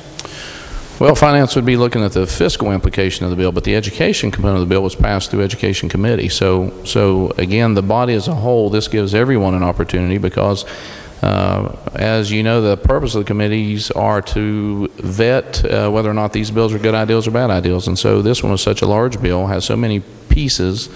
The feeling is that it's important that all senators be part of that discussion when this thing is vetted through the body as a whole versus a single committee. Do you feel that the bill was well vetted in the Education Committee? Well, I'd have to put my faith in the Education Committee. I'm not on the Education Committee, so I didn't witness review many of those discussions. So you're concerned that the Education Committee didn't do its job? I would hope that it did its job, yes, sir. Well, if they did its job, then why wasn't it referred to the Finance Committee to do their job, which is to look at the fiscal implications of this bill and act accordingly? Isn't that the responsibility of the Finance Committee? That is part of the responsibility of the Finance Committee, but then ultimately it is the responsibility of the body as a whole to hear all of the pluses and minuses and the fiscal implications of the bill. And so when you're talking bills that have to do with certain value or amounts, but when you're talking of bills with a potential fiscal implication as large as this one, I do not see that it's unreasonable that all members get to hear the discussions. The issue with the committee process, and I think it's a good process, but is that only those members on those committees oftentimes get to hear those discussions, and then we on the floor have to stand up and try to reiterate best of our recollection of what those discussions were. This gives the whole body to allow them to be part of that discussion. Have you ever seen this procedure done before? I haven't. And you agree with this is the right way to go? I mean, taking into consideration this legislative body is founded upon the committee systems to be able to do their work, but now we're going to circumvent the committee system. I mean, what is the leadership afraid of? Well, I don't think we're afraid of anything. I think what we're trying to do here is give everybody ample opportunity to discuss with the people presenting their questions. So instead of just the members on the Finance Committee, let the body as a whole, all these bills, no bill belongs to any committee, the bill belongs to the body as a whole. So this gives us the chance to vet this together as a hopefully unifying body to say this is a good idea or a bad idea. But I don't understand what's changed. I mean, the committee system works to vet the particular issues addressed to a certain bill, and then the bill comes down to the full body, and every member has a chance to ask questions, to participate in the process. Eventually, the whole committee's going to hear it anyway. I mean, we're just circumventing now the committee system. You're not giving me a good reason why we're doing this. Well, the reason is because when it's in Finance Committee, only those members in Finance Committee can ask the experts. That's their one time when they can bring them up and ask them specifics. Once it comes up to the body, amendments can be made, but we've lost that opportunity to bring those people up, interview them, ask them specific questions, and so half of the body will be absent from those discussions. Some may have been in education, but some of the questions they may have felt that the educational component was satisfied, but the financial component they may have additional questions. So this gives everybody an ample opportunity to interview any expert coming up regarding the positives and negatives of the bill. So we're going to open up the floor to the entire committee system, which will mean that people will be allowed to testify on the floor just as we do in the committee system? That's correct. Mr. Chairman, I'd like to speak. Senator wish to speak to the motion? I'd like to speak to this. You know, I've been here 30 years. I've never seen this done before. Why don't we just close down the entire committee system, which is the foundation of this body, is our committee system, and bring every bill down here, and let's just run every bill from the floor. And, you know, we'll save a lot of time. You know, we heard the senator from Nicholas today in his prayer. He prayed that for the committee work, as the committees work, to get the job done, to benefit the citizens of West Virginia, you know, we prayed for that. That's the basis, the foundation of this legislative body is a committee system. You work more intimately on the issues to address each bill that comes before us. The committee chair has a responsibility of taking up, you know, a piece of legislation or not taking it up. That's the way the process works. You know, it seems to me that the leadership here is afraid the committee system is not working. They don't have confidence in the Finance Committee. Well, I can attest our finance chair has given us every consideration to ask questions, to bring people before the Finance Committee, to have a more intimate relationship, to narrow down, to dig down into the crux of the problems. I just can't see, the spectacle that we're creating here on the floor just doesn't make sense. I would hope that for the integrity of this body and this legislature, if you have any sense of responsibility, that you'll vote this motion down. This is egregious. This is something that I've never seen before. I'd have to go back to the archives to find the last time this was ever done. I can't even imagine a legislative body doing this. We've had considerable bills larger than this omnibus education bill, and we're eliminating the committee, the integrity of the committee structure to do this. I plead you to vote no stand up for the integrity of this Senate, be a responsible senator, and do the right thing. Further members desiring to speak to the motion, Senator from Brooke County. Thank you, Mr. President. I heard my friend from Marion talk about what leadership is afraid of here, and as your whip, I'm a member of the leadership team. And I have to say that I am afraid of something, and what I'm afraid of is not being informed enough on this piece of legislation. In addition to being the whip, I'm also the vice chair of Judiciary. That means I'm not on the Finance Committee. I'm also not on the Education Committee. And so by the process that we are doing now, which gives absolute full and complete transparency to this, because it brings the committee system here with the attorneys speaking to the bill, with experts from both sides being in and being able to speak to the bill, that gives me the opportunity, as someone who is not a member of either one of those committees, the opportunity to hear everything about this bill before we then have to vote on it. And this past weekend I was doing a little research, and I can't find a time when this body has done something that's been so sweeping and tried to be this transformative about what we're doing in this state. And so this system, the majority leader is proposing here is a committee. It's a committee of 34. It's not a committee of 17. It's not a committee of 12. And I think it really gives us all the opportunity to have that shared responsibility to be able to look at a piece of legislation, not just members who are on those committees. And so that's my reason for supporting this, is that I get to look at it before we vote at it, because we're not voting on it during the committee as a whole. That whole process is still the same. Nothing is shortened. Nothing is lacking from that system. It's just that we're taking a look at it as the committee as a whole, and that gives me the opportunity to do so. So thank you, Mr. President. Further discussion. The senator from senior senator from the 17th. Thank you, Mr. President. Will the junior senator from 17th yield? Senator yield. The senator does yield. In preparation for making this motion, did you look and see whether this has been done historically in the Senate, and if so, when the last time it was done? I have not, but I would have to go by our founding fathers that set up Jeffersonian rules, which I believe is what we go by, and this is a tool in the toolbox that they provided. So if a body felt that there was a significant piece of legislation that was large enough, important enough, and certainly the kids in our state are the most important vital thing that we have, that this process can be done, that the Senate as a whole take a look at it as one committee. So is it your position that this has never been done in the history of the state, or you just haven't looked at that and don't know whether it has? I have not looked to see if it's been done in the past.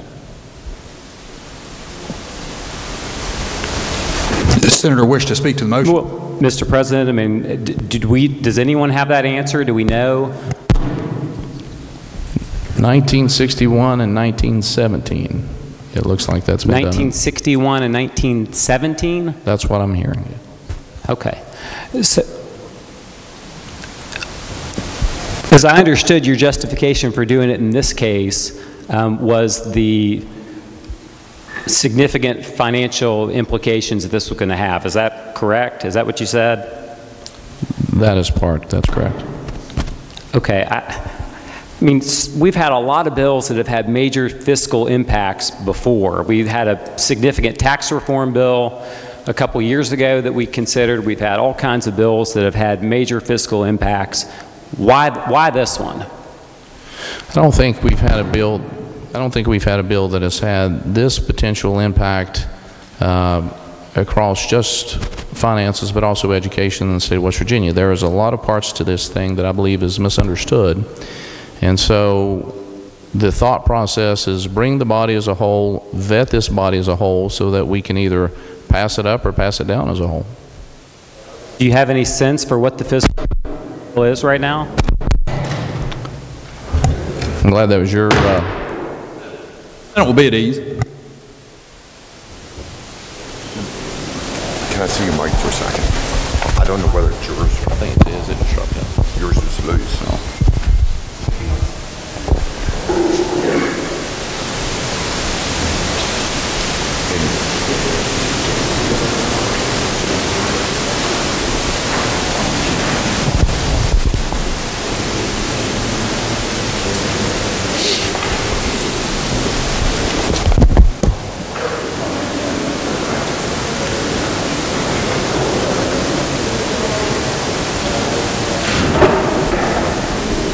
Senator may proceed. Thank you, Mr. President. So your position is it's got major fiscal impacts, and also it's very broad and touches a lot of different topics and areas. Is that what you're saying? Throughout education, yes. Throughout education. Mr. President, if I could just speak real briefly. Senator may speak to the motion. I think the justification that this has broad fiscal implications is ridiculous, quite honestly. I mean, if that's the position we're going to take, I mean, why would we not send every budget to the Committee on the Whole? I mean, we've never done that before. There's no bill that has broader fiscal implications than the budget bill. We've never done this before. I think the justification for doing that in this case makes very little sense, and I would urge defeat of the motion. Further members desiring to speak to the motion? Senator from Harrison County. Thank you, Mr. President. I rise in opposition to the motion, but I want to say I agree with my friend from Kanawha. This is one of the most significant bills that we've addressed in this body in the 5 years I've been here. And the way it's been put through the committee process, and now this, with all due respect, makes it an absolute joke. There is still no bill on the system. The Education Committee has never received a final bill. We still don't have a final bill. We've never seen a fiscal note. We've looked at 4 or 5 different versions of this bill and still voted it out of committee. To bypass the committee now on such an essential piece of legislation, there's just no justification for it. Any more justification than originating it out of the Education Committee itself. It was put together by the Education Chairman and outside national interests that have an interest in creating a charter school system. It's guaranteed to starve an already starving public school system. The chair of the Finance Committee made the motion to double reference this, Mr. President. This bypass shows no respect for the committee process. It shows no respect for the people to oppose it, and it shows no respect for the people who want to make that bill better in finance. Just because we're worried about what the vote's going to be in the Finance Committee is the only reason this was done. Mr. President, I'd ask you and the rest of this body to vote against this amendment. Or this Further motion. members desiring to speak to the motion. The senior senator from the...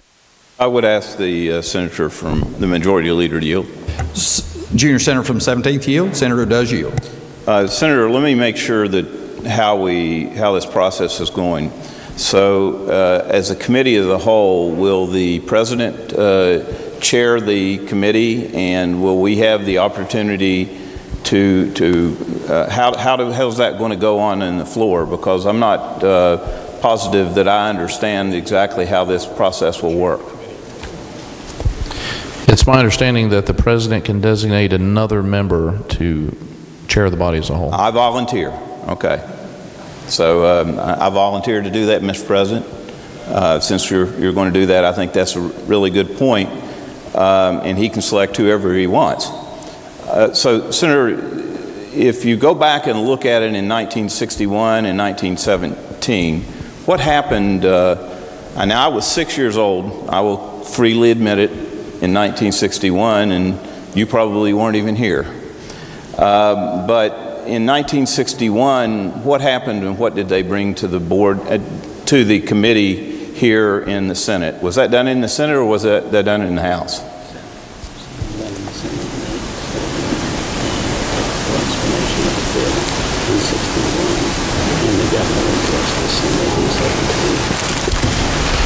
In 1961, apparently there was a technical complication with the bill, and it was the Senate that met as a whole.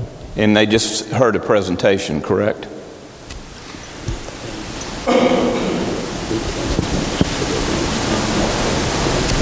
There had to be a detailed explanation that staff had to be called in for testimony.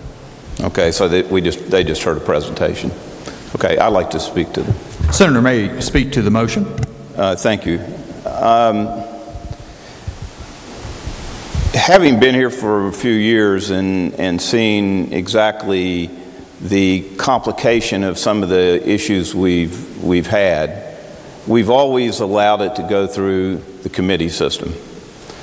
I remember workers' compensation on this floor when it went through judiciary, came to the floor 3 separate days. I was not a member of the Judiciary Committee. I was a member of Finance, There were a number of us that were member of finance, and we didn't say, I'll bring that bill to the floor, and we let it work through the process. One of the most drastic bills that we've done that really other states have used as a precedence for doing similar to us was medical malpractice reform.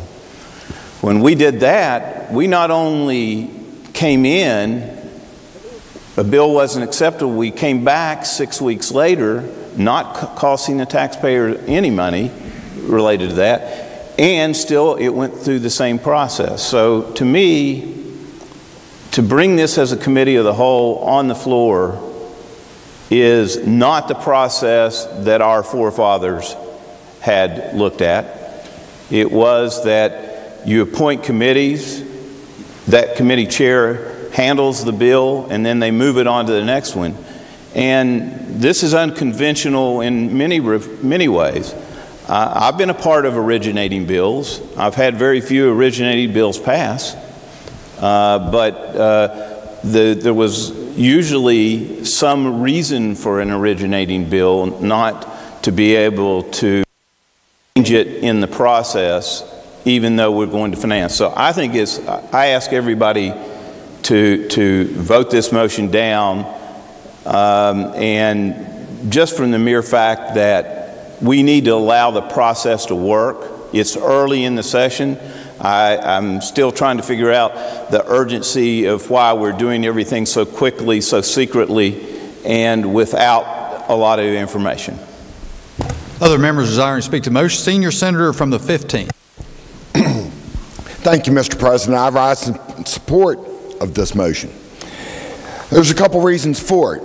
Number one is when I made that motion as the Vice Chair of Education to report it, second reference, with the recommendation that it be sent to the Finance Committee, I also made another statement up there, and it said if I had my way about it, I said my way at that point in time, I didn't know this was going to happen, but if I had my way about it, I would have sent it to a committee as a whole.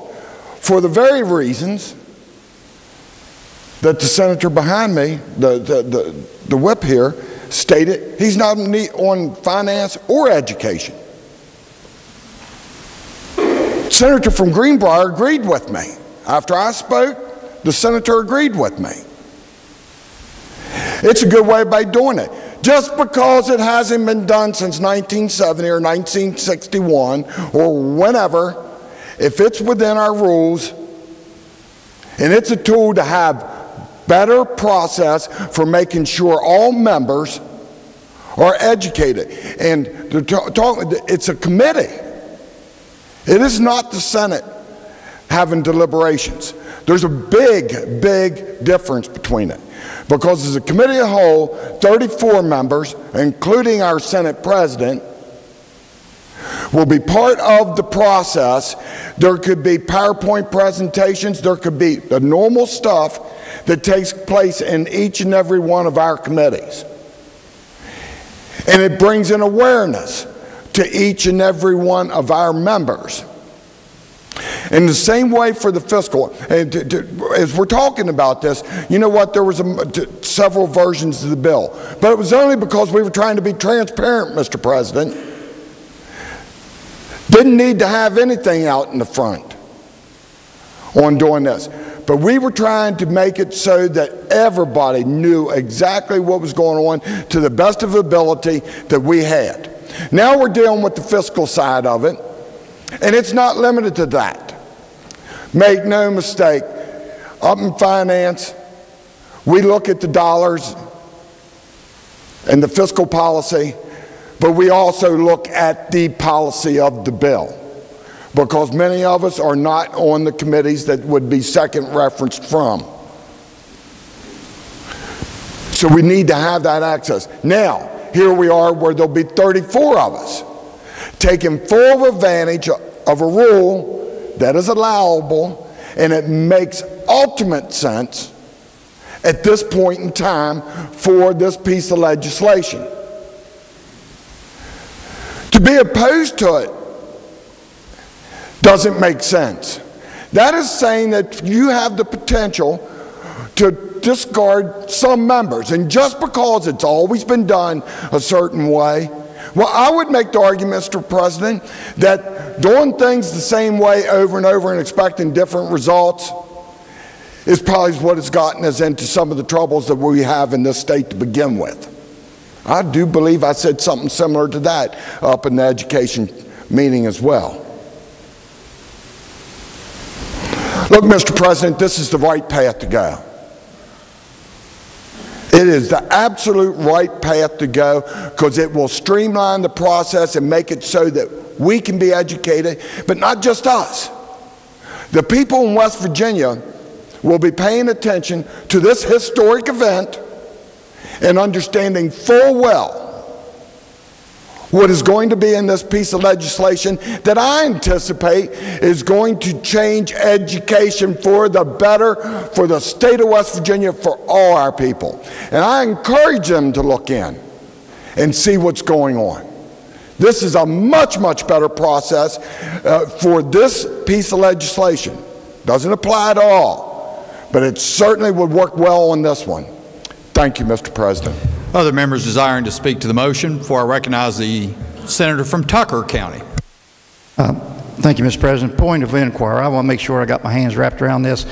I'm not on finance or I'm not on education. And I've been getting all kinds of emails, phone calls, text messages, Facebook. Everyone here has.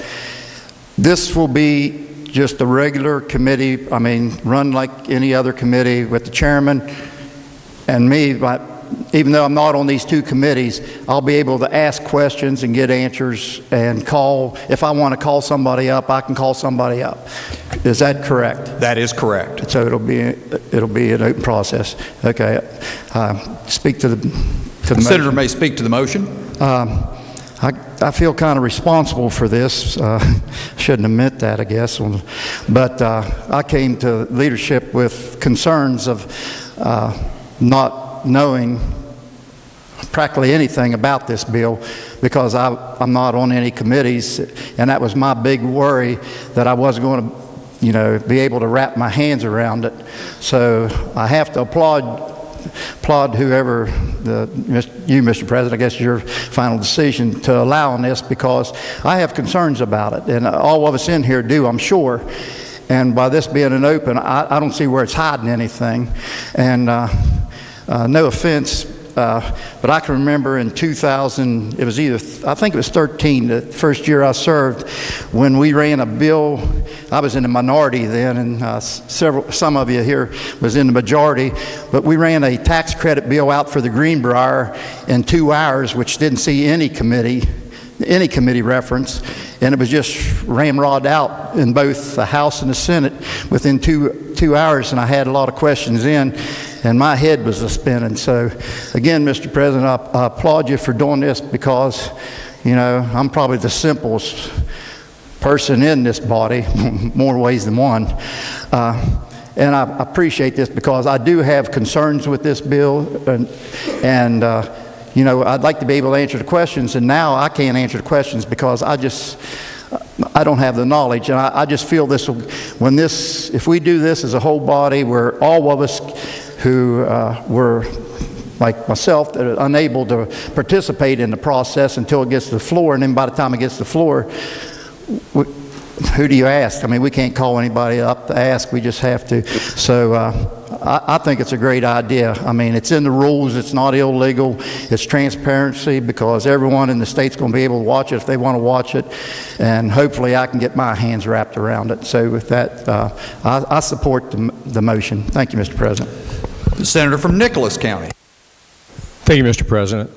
I too support this particular motion. It's a motion that our forefathers thought about when they put this particular rule into our parliamentary procedure for our interaction here on the floor of this Senate. I'll echo what the majority whip and what the gentleman from Tucker has said. I too sat on both judiciary, and I do not sit on finance, and I do not sit in the Committee on Education. My constituents are hammering me right now in social media and in emails wanting to know what my position is. And all I can do right now is simply say that the bill is in the process of being introduced. I haven't had the opportunity to read the full bill, and therefore I can't render an appropriate position on what my position is on any particular aspect encompassed within the bill. I thank you, Leader, for making this motion. I think it's appropriate. I think it's prudent. I think it's wise. It allows each of us to be able to ask questions that our constituents are already asking about this particular piece of legislation, so that when it's here in the committee process as the committee of the whole, separate and apart from our normal session, I can ask questions and have answers that then I can establish an appropriate position and be able to represent to my constituents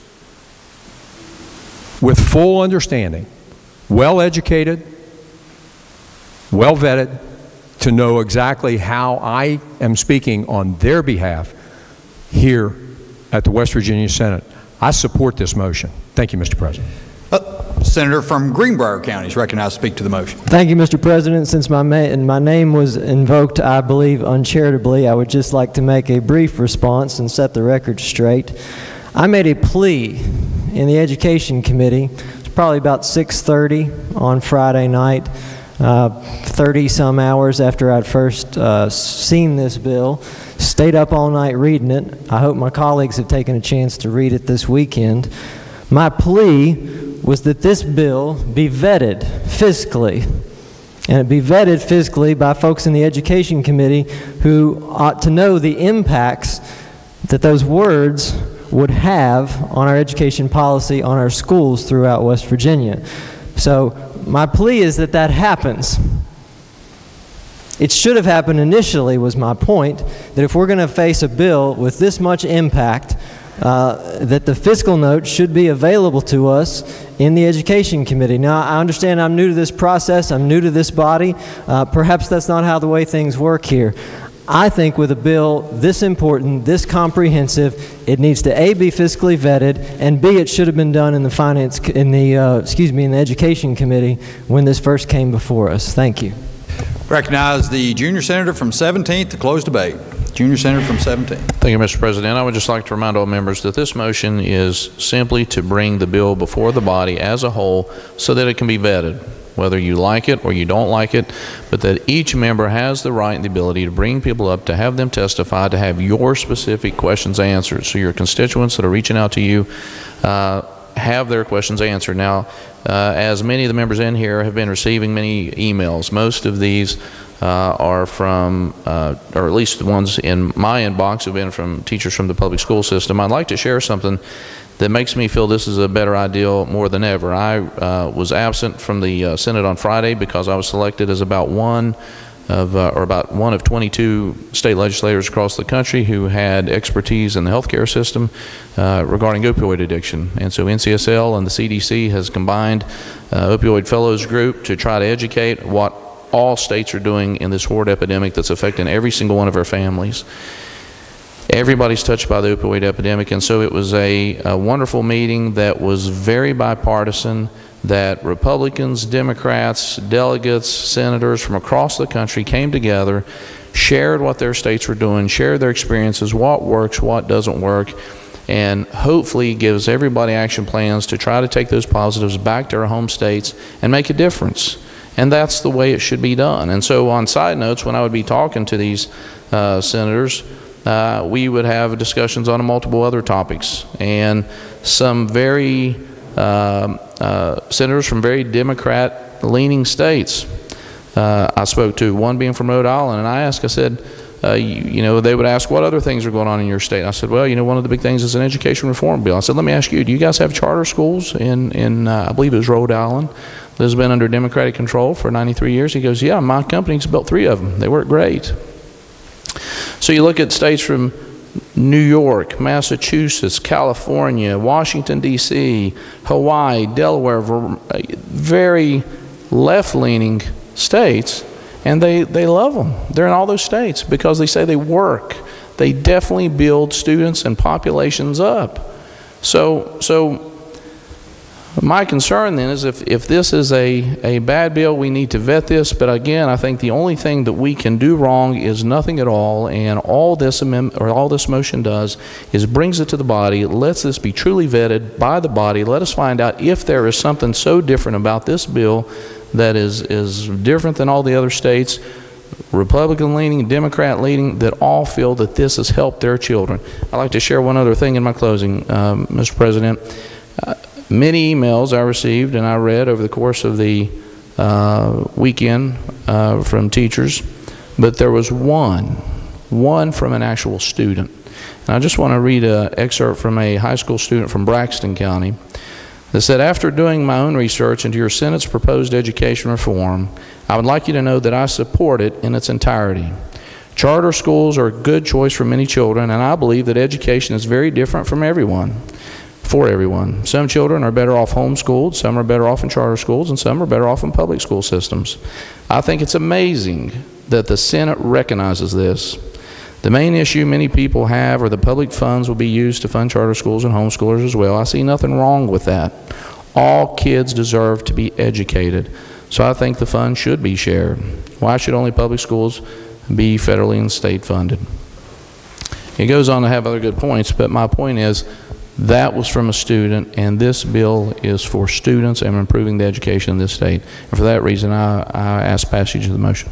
Question for the Senate is adoption of the motion is offered by the junior senator for 17th that Senate Bill 451 be referred to committee on the whole. All those in favor will say aye. Aye. Those opposed, no. The ayes appear to have it. The ayes do have it. I declare the motion adopted. Unfinished business.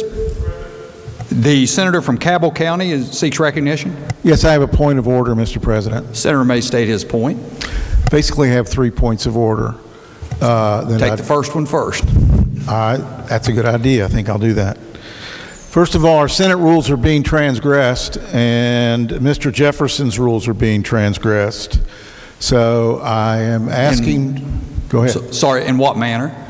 Well, first of all, we're violating Article 6 of the West Virginia Constitution, subsection 630.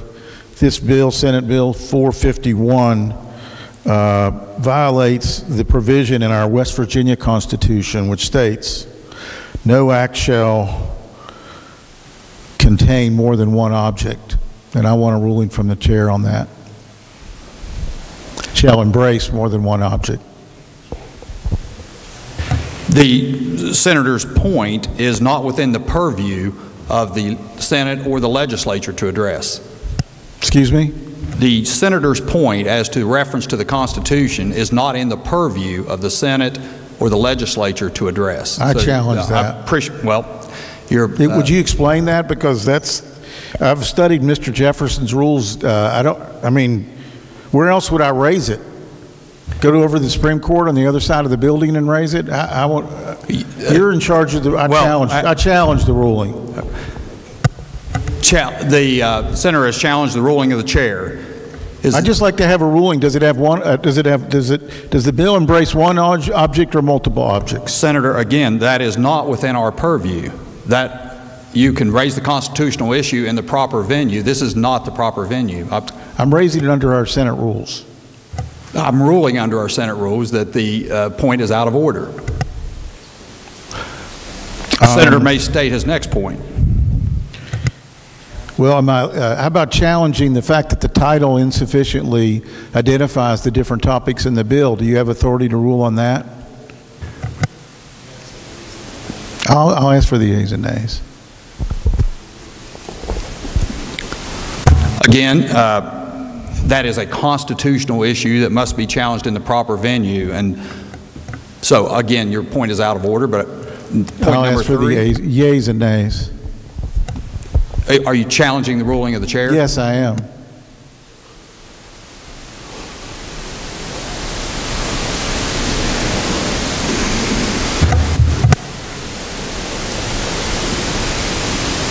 Did the senator demand the yeas and nays? Yes, sir. The demand on yeas the demand for the yeas and nays sustained? The demand is sustained. All those in favor of sustaining the ruling of the chair will vote yea. Those opposed will vote nay. The clerk will prepare the machine.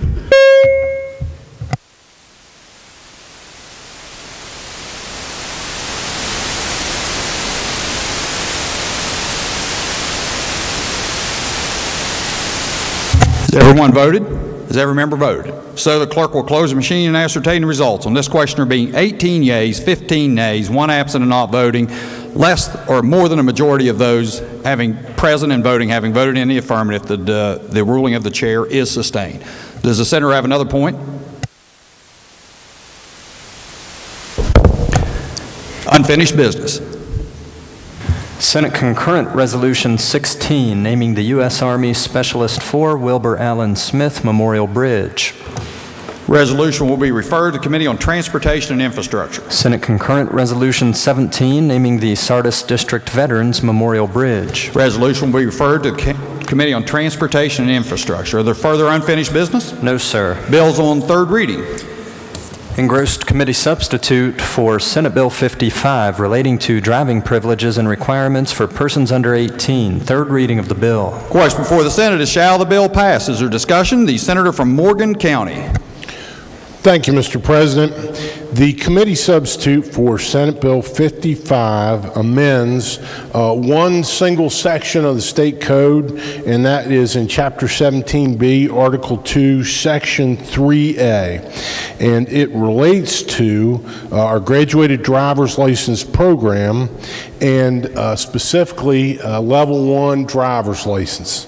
The amendment that would be effected in the law if this bill is adopted would make it so that the holder of a Level 1 permit who's under the age of 18 shall not use a wireless communication device while operating a motor vehicle unless the use of the wireless communication device is for contacting 911 in the event of the emergency.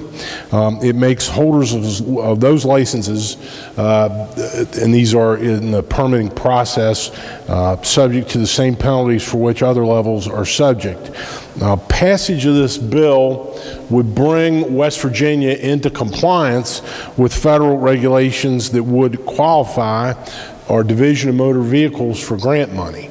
Right now, the grant money is passed through counties to counties and municipalities to pay for such things as law enforcement, training equipment, and overtime, and it would pay for educational initiatives and advertising. The exact amount of grant money can't be known, but it is estimated to be approximately $2.4 million. And bottom line is this: having the language of that statute worded now the way it is renders us ineligible to even apply. Maybe not ineligible to apply, but ineligible to receive the grant money that may be available from the United States government for those purposes.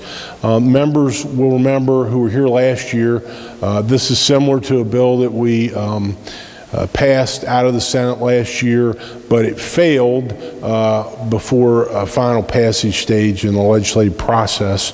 So, Mr. President, I'd be happy to try to answer any questions about this legislation. Otherwise, I urge passage of the bill. Further discussion? The senior senator from the 17th. Thank you, Mr. President. Will the senator from Oregon yield? Senator yield. Senator does yield. I will. Senator, a couple questions. First of all, do we believe that if we pass this, we will receive that $2.4 million grant? No one has said to me that there's any sort of guarantee. What we have been told is that if we pass this change, then this statute will not be an impediment to our receiving the grant.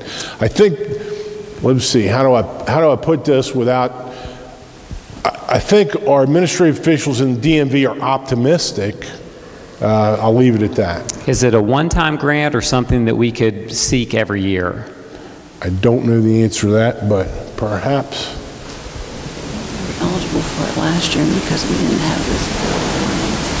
His question is it one time or is it recurring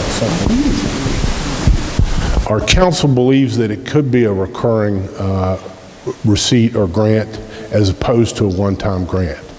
Okay, can you help me understand the difference between the level 1 permit, level 2 permit, and level 3 permit? As I understand it, this would prohibit anyone within any 3 of those classifications who's under 18 from using their phone for any reason in the car other than calling 911. That's right, and the law right now prohibits 2 of the 3 levels in the same way that this bill, if enacted, would prohibit the 3rd level. And I think it's level 3 that currently, it's level 3 or? Level 3 is the one we're dealing with. Yeah, level 3 is the one we're dealing with. And if we pass this bill, it'll make the restriction for level 3 the same as exists for levels 2 and 1. And what is the distinction between levels 1, 2, and 3? I think it's how far along you are in the progress toward obtaining your regular operator's license. It's part of our graduated driver's license program, and there are specific restrictions that apply in the 1st period, the 2nd period, and the 3rd period. Well, if you're 16 years old and you pass the learner's test, you pass the driving test, you get your driver's license, does that make you level 1? I think that's right. That's right, isn't it? Yeah. I think that's correct. And how does that person get to level 2?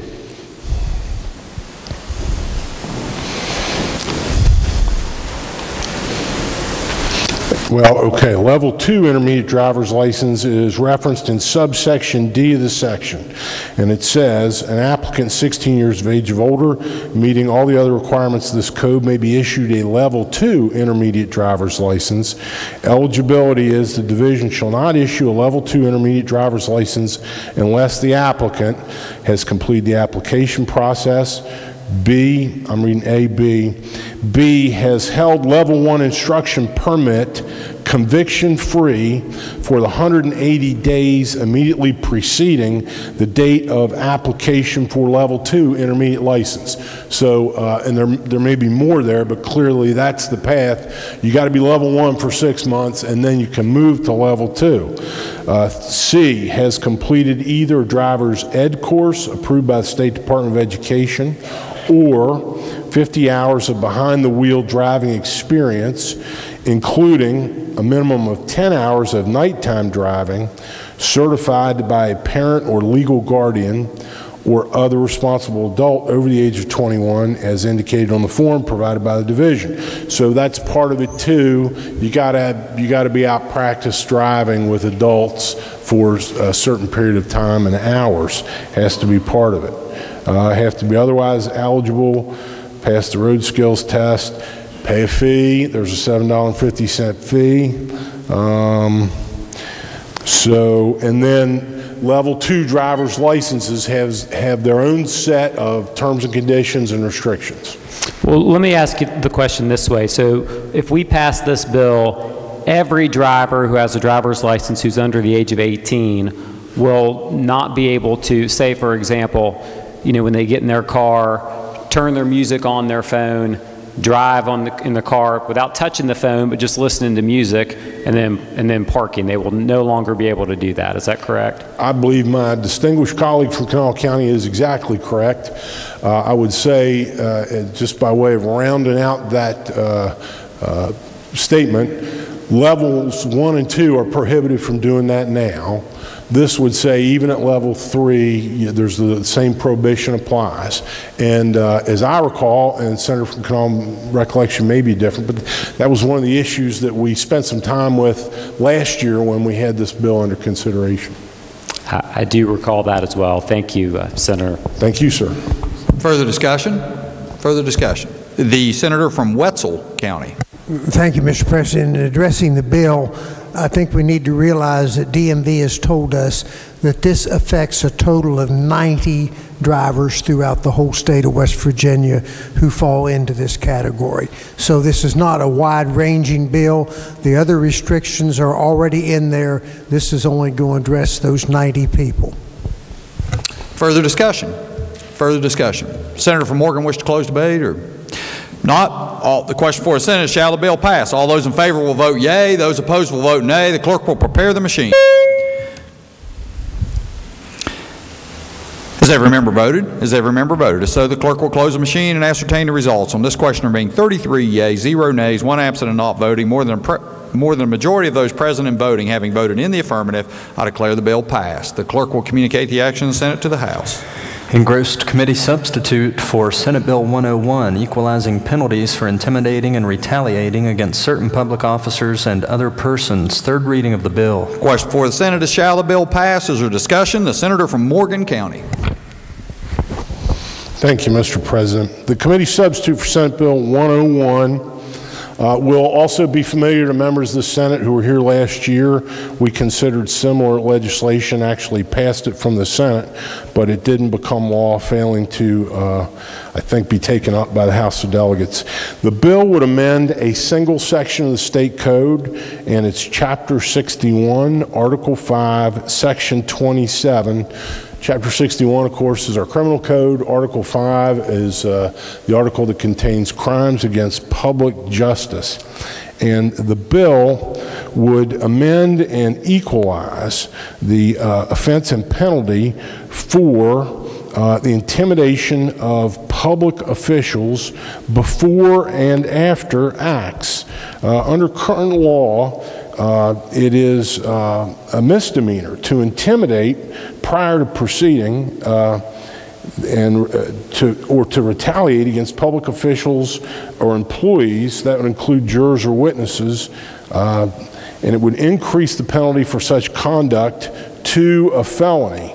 Apparently, and let me just say, this is a bill that was actually brought to us, and the issue brought to the attention of our committee by the County Commission of Kanawha County and the Prosecuting Attorney's Office in Kanawha County as a result of circumstances that happened down there where there were attempts at intimidation of public officials. Right now, it's a misdemeanor to do it to try to prevent someone from taking official action, but it's a felony to do it afterward in retaliation. And the observation and point that was made by the prosecuting attorney of Kanawha County in our committee, much more eloquently than I'm making it, is that it should be the same.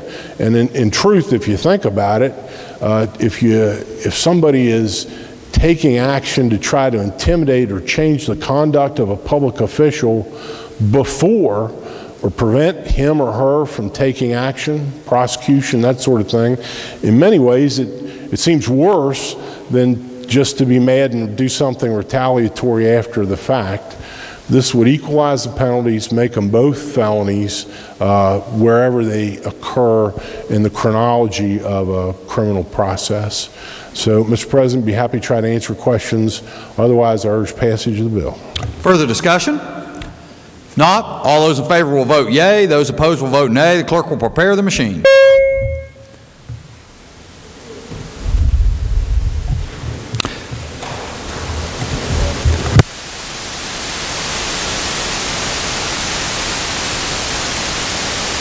Has every member voted? Has every member voted? If so, the clerk will close the machine and ascertain the results. On this question, there being 31 yeas, 2 nays, 1 absent and not voting, more than a majority of those present and voting having voted in the affirmative, excuse me, I declare the bill passed. The clerk will communicate the action of the Senate to the House. Engrossed committee substitute for Senate Bill 124, creating felony offense for actions of cruelty to animals which causes serious injury or death of animal. Third reading of the bill. Question before the Senate is, shall the bill pass? Is there discussion? The senator from Morgan County. Thank you, Mr. President.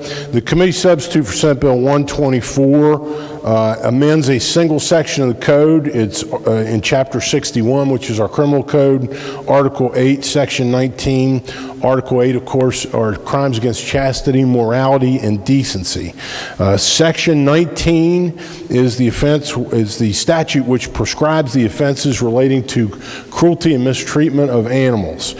If this bill is enacted into law, it will change the law and it will provide for a felony offense that can be committed in one of two ways.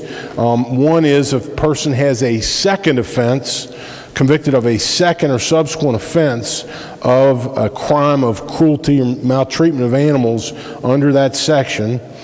Second offense is a felony, and then the other way that you can, a person could commit an offense that be a felony is if the person commits an act of cruelty to an animal that causes a bodily injury to that animal.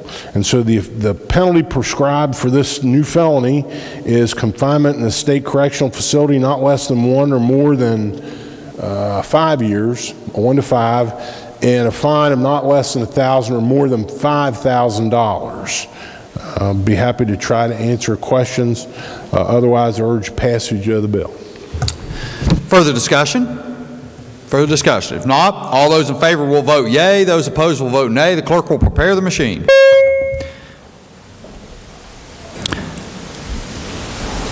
Has every member voted?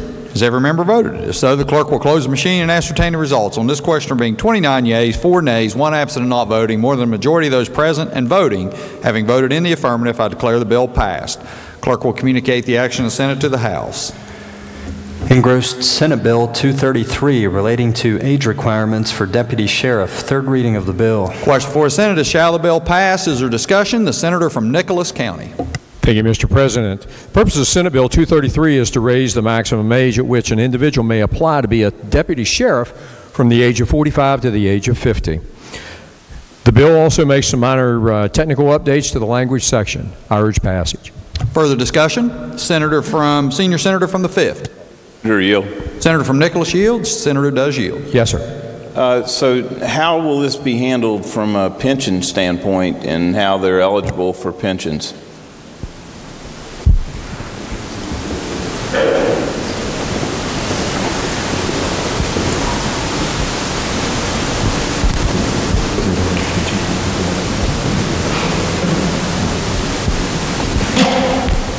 Okay, for those individuals who are applying, they may not necessarily have pension eligibility because of the age that they have to have in getting through the pension process to be eligible for those pensions. So they're actually coming in after when most of them retire at 50. That's true. So we're allowing somebody 55 to come into the deputy sheriff's system? At the age of 50. At the age of 50. So what if they are a retired deputy sheriff?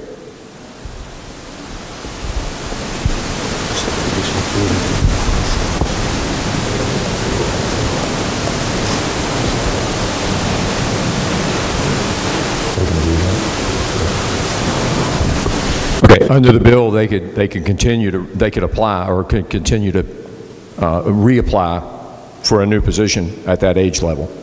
Okay, so we're going to pay for somebody's retirement at 50, and then we're going to allow them to come back into the system and work and keep somebody young out of it.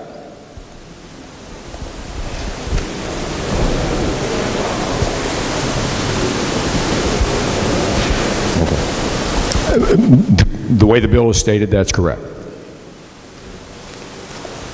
Thank you. Mr. President, I'd ask unanimous consent to further consideration of Senate Bill 233 lie over 1 day, retaining its place on the calendar. Is there objection? Chair hears none, so ordered. Further bills on third reading? Engrossed committee substitute for Senate Bill 241 permitting county court clerks scan certain documents in electronic form. Third reading of the bill. Question for the Senate is, shall the bill pass? Is there discussion? The senator from Nicholas County. Thank you, Mr. President. Currently, West Virginia Code 39111 requires the county clerks prepare and maintain well-bound books of recorded documents such as deeds and plats. It also requires that indices of those documents be prepared and maintained. Committee substitute for Senate Bill 241 would allow a county commission to authorize the county clerk to record documents by scanning them in an electronic format instead of placing them in books, and not prepare separate indices of those documents. The committee substitute further allows the county commission to authorize the clerk to scan and replace existing books, but requires that existing books be retained either on or off site. The county commission's authorization is to be made in accordance with the provisions of West Virginia Code 5A 815. which is the section of the Public Records Management and Preservation of Essential Records Act, specifically applicable to counties. Mr. Chairman, or Mr. President, I'll be glad to answer any questions. Otherwise, I urge passage. Further discussion? Not. All those in favor will vote yea. Those opposed will vote nay. The clerk will prepare the machine.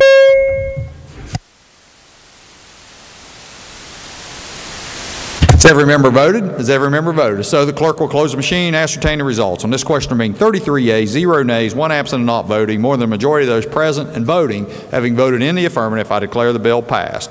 Clerk will communicate the action of the Senate to the House. Engrossed Senate Bill 268, updating meaning of federal taxable income and West Virginia Corporation Net Income Tax Act. Third reading of the bill. Question before the Senate is, shall the bill pass? The senior senator from the 15th. Thank you, Mr. President.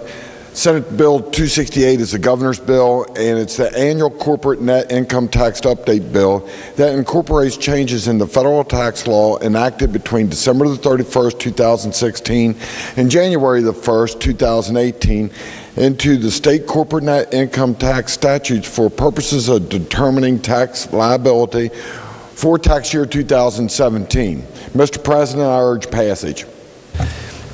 Further discussion? Further discussion? Not. Question before the Senate is, shall the bill pass? All those in favor will vote yea. Those opposed will vote nay. Clerk will prepare the machine. See that.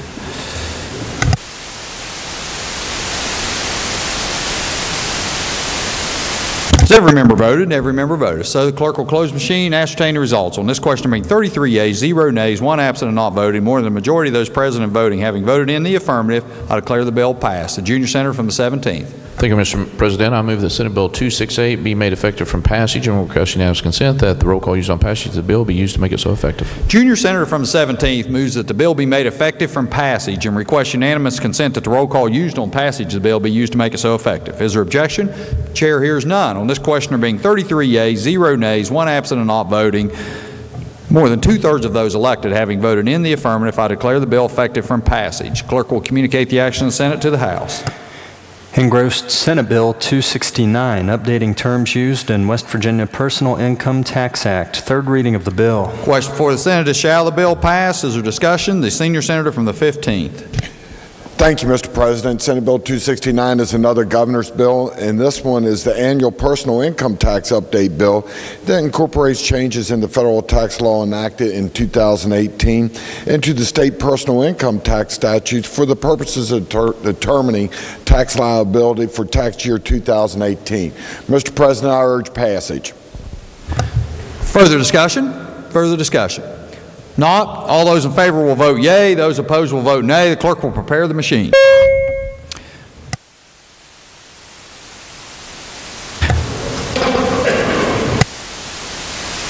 Senator from Cabell County. Has every member voted? Has every member voted? So the clerk will close the machine, ascertain the results. On this question there being 33 yeas, 0 nays, 1 absent and not voting, more than a majority of those present and voting having voted in the affirmative, I declare the bill passed. The junior senator from the 17th. Thank you, Mr. President. I move Senate Bill 269 be made effective from passage and request unanimous consent that the roll call used on passage of the bill be used to make it so effective.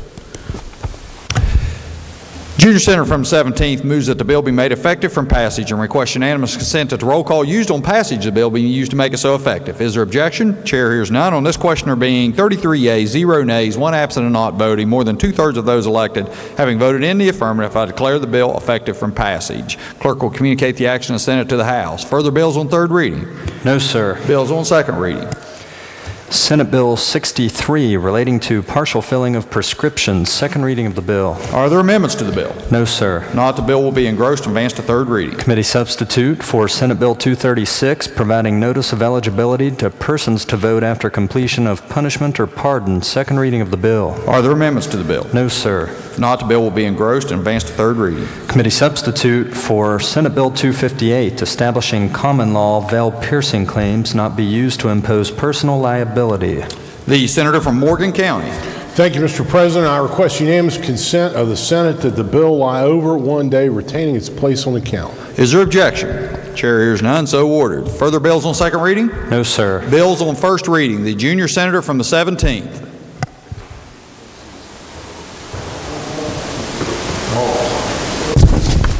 Thank you, Mr. President. I ask unanimous consent that all bills on first reading be considered read a first time and advance to second reading. Junior Senator from the 17th requests unanimous consent that all bills on first reading be considered as having been read a first time and advanced to second reading. Is there objection? Chair hears none, so ordered. Introduction of guests. Introduction of guests. The Senator from Wetzel County.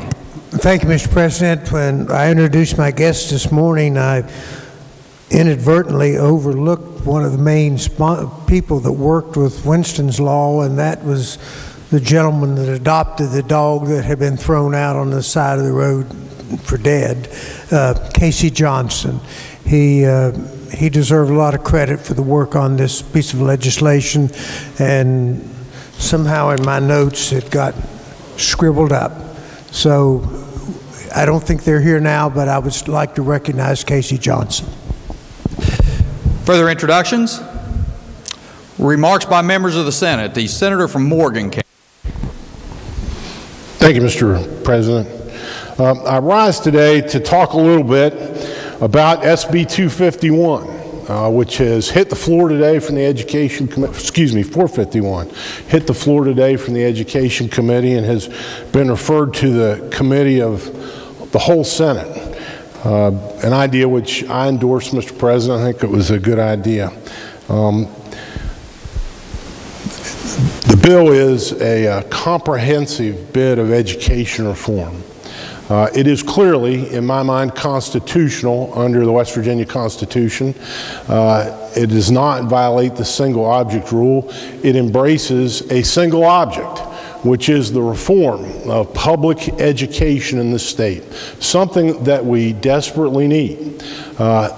There's been a good bit of publicity about some aspects of the bill. Teacher pay raise, service personnel pay raise, there's been some publicity about that. The opportunity to create charter schools or establish educational savings accounts. I intend in my remarks not to talk about either of those today. What I'm hoping to talk about is something, Mr. President, that has not received much attention in the press, and something that is in this bill, and it is critically important, and I would say from my perspective and in my opinion, it is the most important component of this bill, and that is the changes that it affects to school funding. The funding of public schools in West Virginia. And I want to talk a little bit about that now. Everyone here knows, I believe, that our funding primarily for county school boards, the operation of public school system, is a mix of state dollars and local dollars, local levies that are raised in the counties through the regular levy for education. And I want to talk a little bit about our school aid formula. Our school aid formula in West Virginia has many good features to it, and we've got some real experts in this room on that school aid formula. I'm looking at three of the senators whom I consider to be experts on it in the front row on the opposite side of the aisle, the distinguished Minority Leader, the senior senator from the 16th, and the senator from Wayne. Are all I consider to be experts in the school formula. And I want to talk a little bit about not only what's good about the school aid formula, but what's bad about it. The idea behind the school aid formula is, and it's driven primarily by enrollment in the big steps anyway, but the idea is to make sure that every single county in the state of West Virginia, with a combination of state dollars and local tax dollars, has enough money, enough funding to meet the constitutional, thorough, and efficient education requirement, that it has the minimum at least necessary to run a public education system within that county. And in truth, if I'm going to be honest about it, I'll say the formula does that. It does do that, and it's driven by enrollment. There are adjustments in the formula for different things, but it funds so many educators per 1,000 students, so many service personnel per 1,000 students.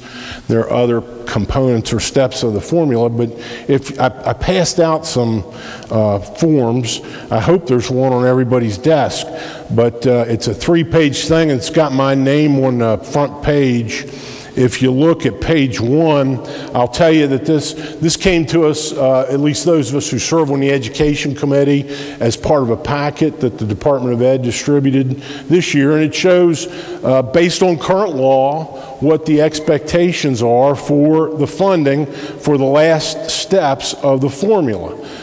And so if you look there, each county's listed down the left side, Barber through Wyoming in alphabetical order, and then step 8, in the next column, total basic program allowance.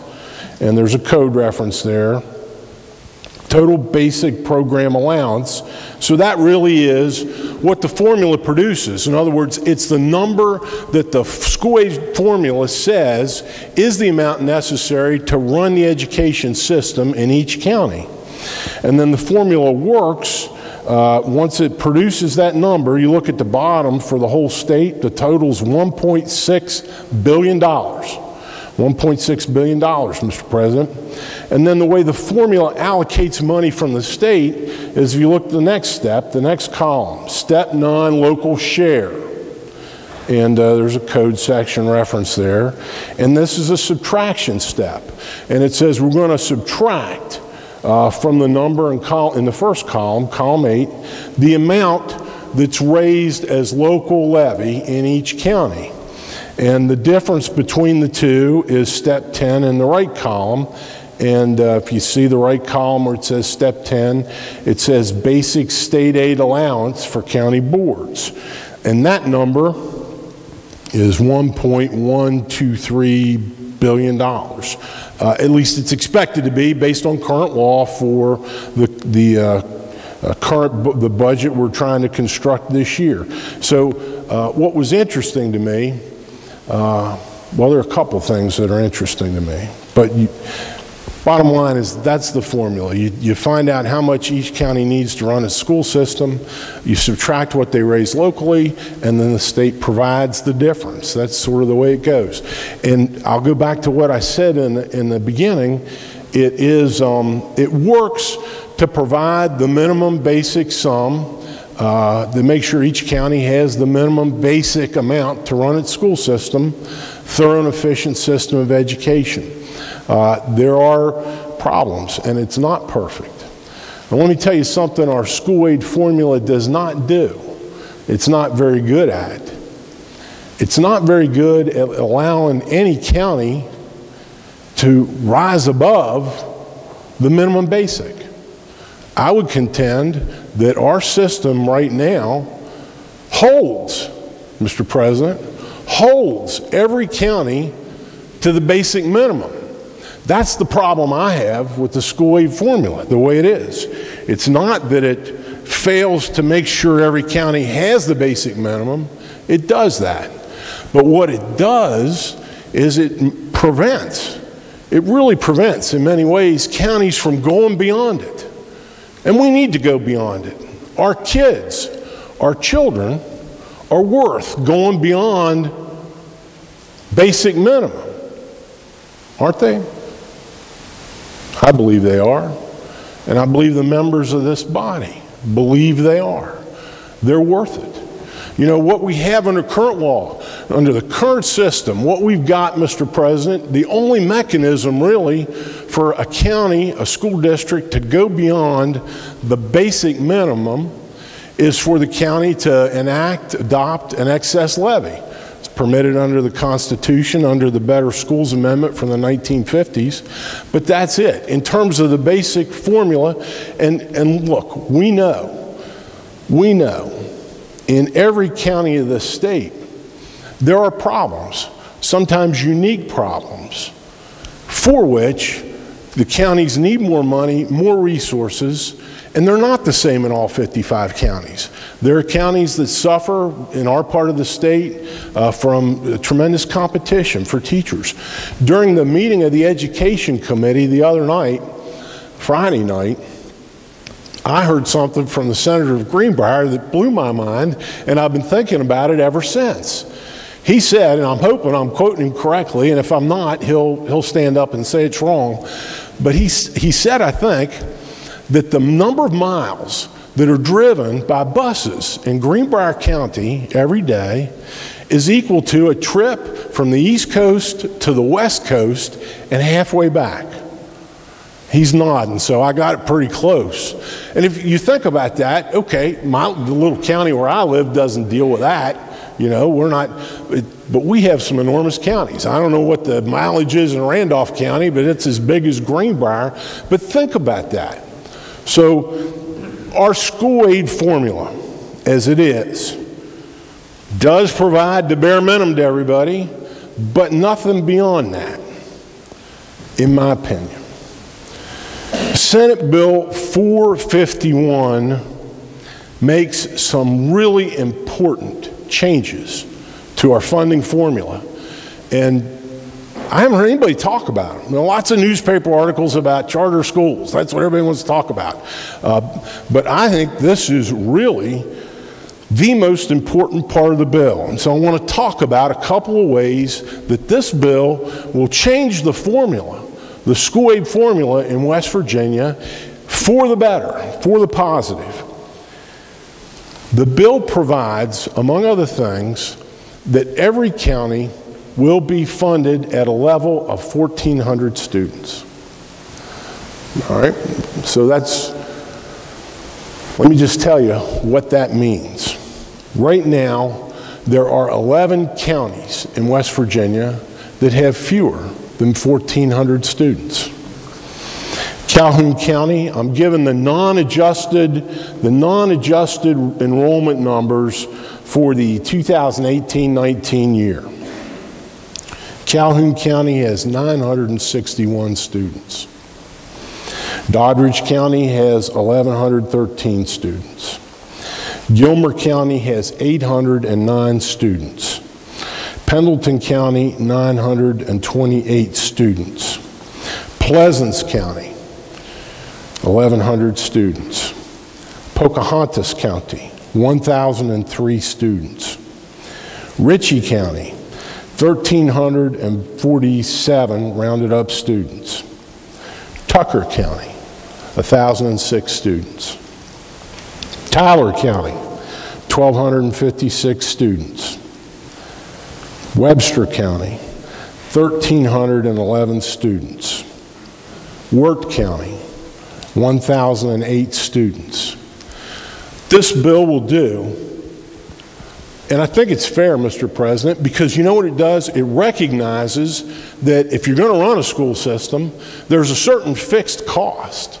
You know, it doesn't matter how many students you have. If you have only 5 students, it doesn't mean you can run a school system for the cost of 5 students. It sets a floor, and it says for any county that has fewer than 1,400 students, it's going to be funded as if it had 1,400 students. That is tremendous help to these 11 counties, Mr. President. It will lift them.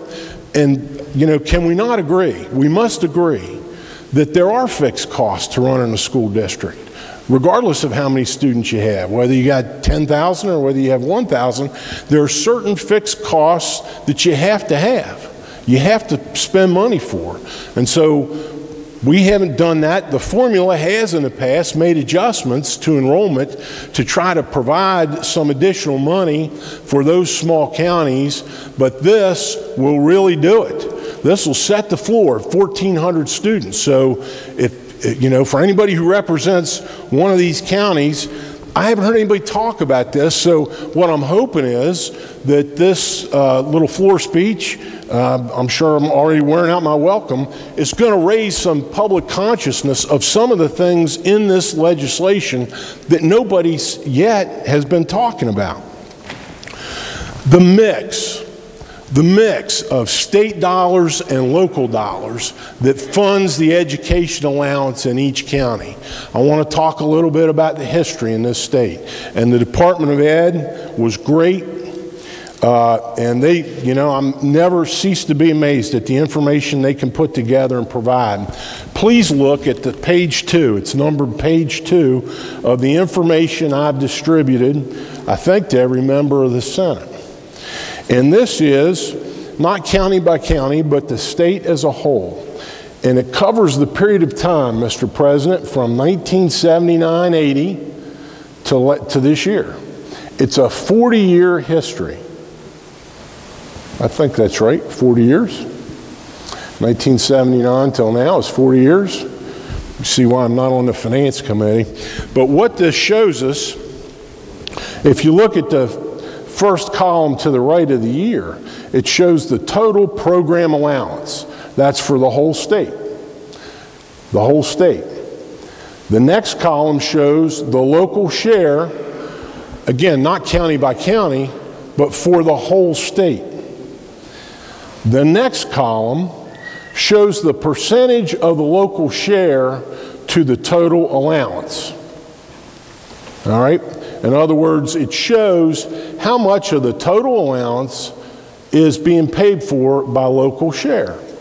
The last two columns show the converse. You know, basic state aid allowance, as we learned from page 1, the next to last column is the difference between the total program allowance and the local share in terms of just aggregate dollars. And then the last column is the reciprocal of the percentage of the net state aid to the total allowance. So bear with me a minute here. Why is Charlie Trump up on the floor of the Senate rambling on about the 40-year history of the, and I'll tell you why. Look at the numbers. Start with the column that is the percentage of local share to total allowance. It starts in 1979-80 at 13.21%. What that means, Mr. President, is of the education, of the dollars that funded public education throughout West Virginia in that year, 13.21% were raised locally, local tax dollars.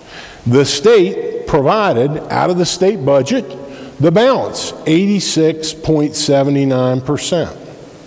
Now go back to that percentage share to total allowance and just let your eye draw down the page from 1979 and 80 to where we are now. And what you see is this. It's more than doubled. It's increased fairly steadily from 1979-80 to where we are today, 29%. More than doubled. What does that mean? What does that mean?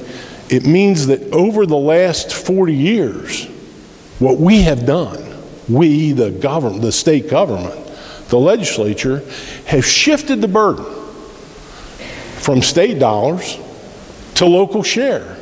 We have pushed from the state budget to the counties ever increasing percentages of the responsibility of paying for public education. We've been starving them. Starving them is a strong word, but over time, we've been pushing it out there every year. Now, if you go back to the first page, you'll see at the bottom, the basic state aid allowance for county boards, $1.124 billion. And below that, in my handwriting, you see minus 25 million. I'll tell you what that number is. And it was shocking to me when I heard it in Education Committee a couple weeks ago. Last year, you know, this legislature passed, Governor Justice signed into law, a very significant pay increase. Teachers, service personnel, other state employees, but my remarks here are confined to the genre of education. The fiscal note we had on that, Mr. President, I don't remember exactly, but it was $110, $115, $120 million. They told us this is what it's going to cost to come up with that pay raise. And we struggled to, we wanted to make sure we had the money there. Ultimately, we did. We passed it. They had a fiscal note of $115 million. So those pay raises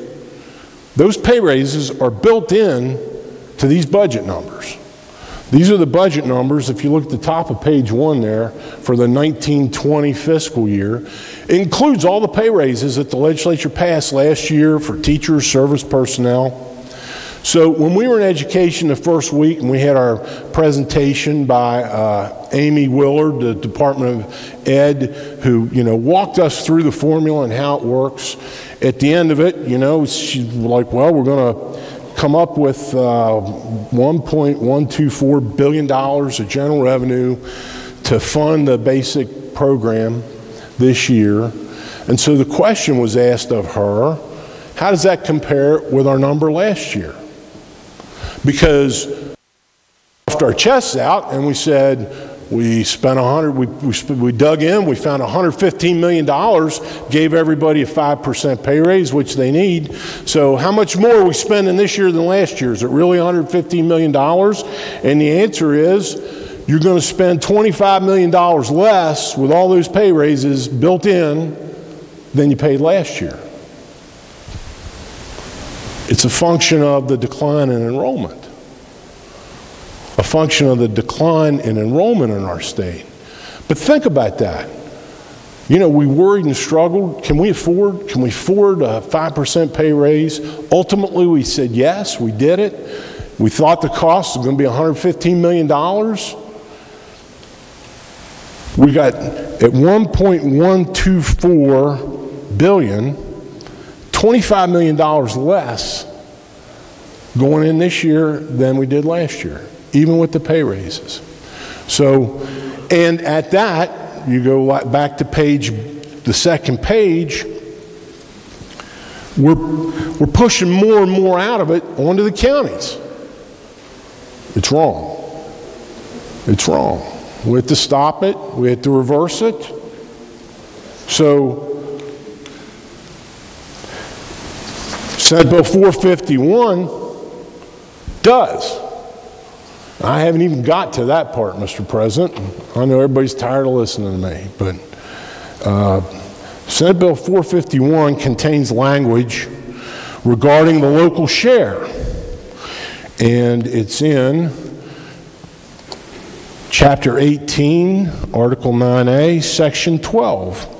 And it's in the section of the code where it says we're going to subtract whatever the local levy is, the local share in the county, from the total need, and we're going to send you only the difference.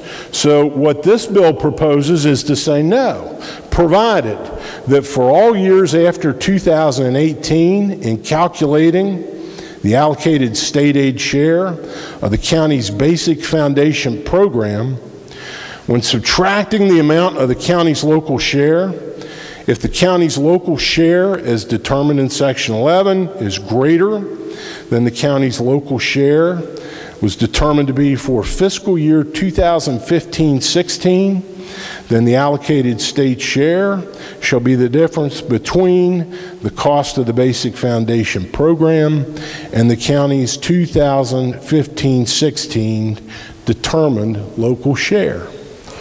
Now, I haven't heard anybody talking about this yet.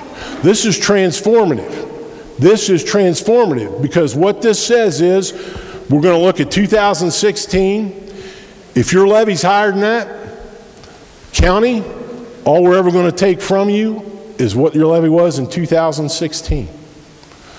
If your levy grows, we're going to fund you as if it didn't. We're going to fund you based on what your levy was in 2015. In other words, we're going to stop this horrible and what I would contend indefensible trend of whenever a local tax base raises an additional dollar for education, what does it do? Does it help their children?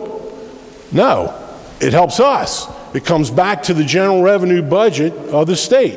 It's just a dollar that we don't provide to them in the school aid formula under the way that's constructed now.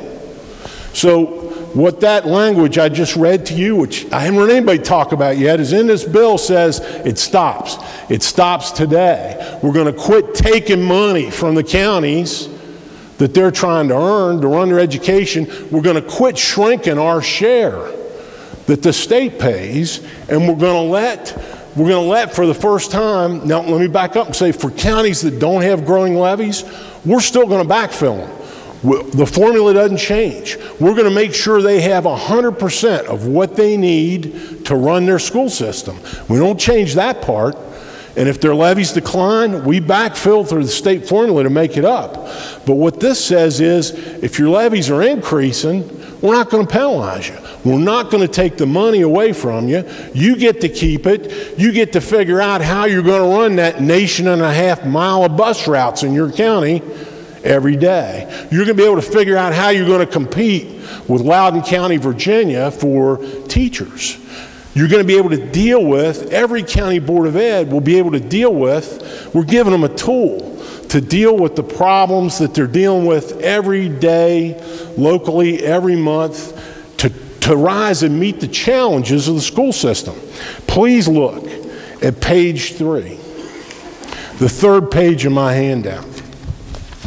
So the Department of Ed did this for me, and if that language that's in the bill I just read to you, if that becomes law, the far right column will tell you how much extra money your county board of education in each county will get from the state of West Virginia as we stop this business of taking away the local tax dollars and bringing them here to Charleston and spending them on other things. That's what we've been doing. I'm saying we, and it is not a partisan thing. It's not a House or a Senate thing. It's the government. It's all of us. It's what we've been doing. And I will confess, I was away for a while, but I was here in this legislature for 14 years, from 1993 till 2006 when this was going on. Here again, 4 years. Let's fix this together. That's what this bill's going to do. And to me, this is tremendously more important than whether we're talking about charter schools in a couple places in the state or educational savings accounts for 1% of the kids. This is real help and relief to county boards of education to run their school systems, to provide teacher pay supplements if that's what they want to do, to put those buses that they have to drive 4,500 miles a day on accelerated repair schedules. Every county in this state has unique needs. And what we don't do enough is give them the tools to solve their own problems. That's the point of this. That's why, Mr. President, that's partly why I am so excited about this legislation. Now, I want to say just a couple other things. And I will mention again the 1,400 student minimum threshold. That's really important.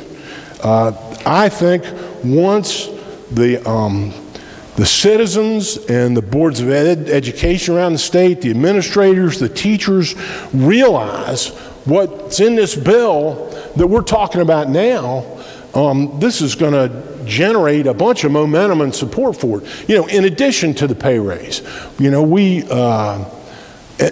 need to raise pay. We just do. We're not competitive. We should be competitive. But even if we get competitive, we're not going to stay competitive as long as we run a school aid formula that robs every county of every extra dollar they raise locally into perpetuity in the future. Let me tell you just another couple numbers. If you look at page 2 of this thing, the second page where it gives you the 40-year history, the program allowance in 1992-93 was a little over $1 billion, 1.038 billion, we'll say. And the states share that. And so the reason I'm stopping at that number The state share of that over on the right was $868 million. So that's a number that means something to me because that was my first year in the House of Delegates. And so I will tell the members here, my fellow senators, the budget for the state of West Virginia, the whole general revenue budget that year was $2.1 billion. That's what we had, a general revenue budget of $2.1 billion. And what we did with $868 million of it was fund public education, fund the school aid formula. Now, what, $4.5 billion? Is that what we are? I'm looking to the finance chair to give me the number on the top line number on the governor's revenue estimate this year, but we're at $4.5 billion, and followed out to the right, the basic state aid is 1.1. What are we doing? We're not funding education as we should be. Let's just say, you know, we've allowed money to be spent on lots of other things, Mr. President, but I submit there's nothing that's more important than public education. You name it, I won't agree. I don't care, you know, you say the Medicaid program? No. Public education is more important. You look at the growth in dollars over that period of time in the Medicaid program, it's unbelievable. It's in inverse relationship to what we've done with public education. We have let it slide. I say, Mr. President, let's stop. It's time to turn this around and stop taking dollars from counties and using them for other purposes here in Charleston. It's time, and this is a commitment. If this becomes law, what's in this bill now, it'll mean in out years, the legislature is going to have to step up to the plate.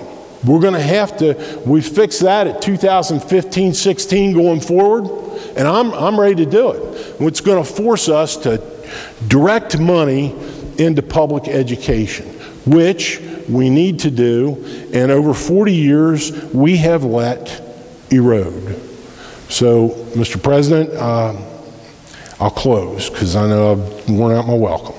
But I did want to highlight this feature, these features of this legislation that honestly I haven't heard anybody talking about. And I hope the press picks up on this, looks at this, and it starts a statewide conversation about what should we be doing to properly fund public education. Thank you, Mr. President. Further remarks, the senator from Cabell County. Thank you, Mr. President. I want to follow up from earlier. Of course, there was a lot of angst expressed earlier today in terms of Rule 33, which referred this particular bill to the committee, the Senate as a whole. That's a rule that's well established by Mr. Jefferson, and it's in our rules. So that's fine. I'm not whining. I wasn't whining about that. But I was not, Mr. President, asking you to declare a law unconstitutional. And as you know, when you're the presiding officer, you got to call it as an umpire, balls and strikes on procedure. We have to follow these rules, and it's not supposed to be a situation of advocacy in any way, shape, form, or fashion. I mean, the single object rule applies to this body. All I wanted was a ruling from the chair on that point. I don't know why you wouldn't give us that. The chairman of the Judiciary Committee just gave a ruling that he thinks there is a single object. Fine. But I'm just in a polite way reminding you that, you know, if we don't go by the rules here, then we don't have much. And specifically under the Rule 33, I'll read it to you. Rule 33, again, referring this to the committee, to the Senate as a whole. When the Senate shall resolve itself into the committee of the whole, we did that. Same sentence. The presiding officer shall leave the chair and appoint a member to preside in the committee. We didn't do that. So let's go by the rules and do that. Thank you. Further remarks? For the remarks, the senator from Marion County. Thank you, Mr. President. To my learned colleague from Morgan, I agree with you on a lot of things that you did say. And, I've been an educator all my life, and our funding formula is unique. It's probably the only one of its type in the country. I remember when I was on the Education Commission of the States, I was interviewed, and as we were going through the interview, the guy stepped back and said, well, your court actually mandates what's to be funded. And to my colleague from Morgan, I wish he would get up and talk a little bit about the REC decision that was passed in '82, which was landmark education pertaining to our funding formula. I believe in 1975, a lady by the name of Polly, who was from Lincoln County, filed a lawsuit against the Board of Education, said that her children weren't receiving the exact amount of money that other children were receiving throughout the state. And therefore, that led to the famous REC decision in 1982. And, we're dealing with that. And that's been a problem throughout this formula. I think our formula addresses needs of transportation in the steps. It addresses some maintenance problems. It also has some caveats to address certain anomalies within county boards of education. So to me, I would think that as we try to enhance more dollars for education, to pay teachers more, to allow teachers on border counties to compete with, Virginia and Maryland, that there are things that we have to look at. But I think we're hamstrung by a court decision. Now, maybe it's time to revisit that. Maybe we need to go back into the system and challenge the court on giving us more latitude to be more diverse in our state aid formula. But I think the way it sets now is that, we've come together. We need to allow boards of education to function the best we can.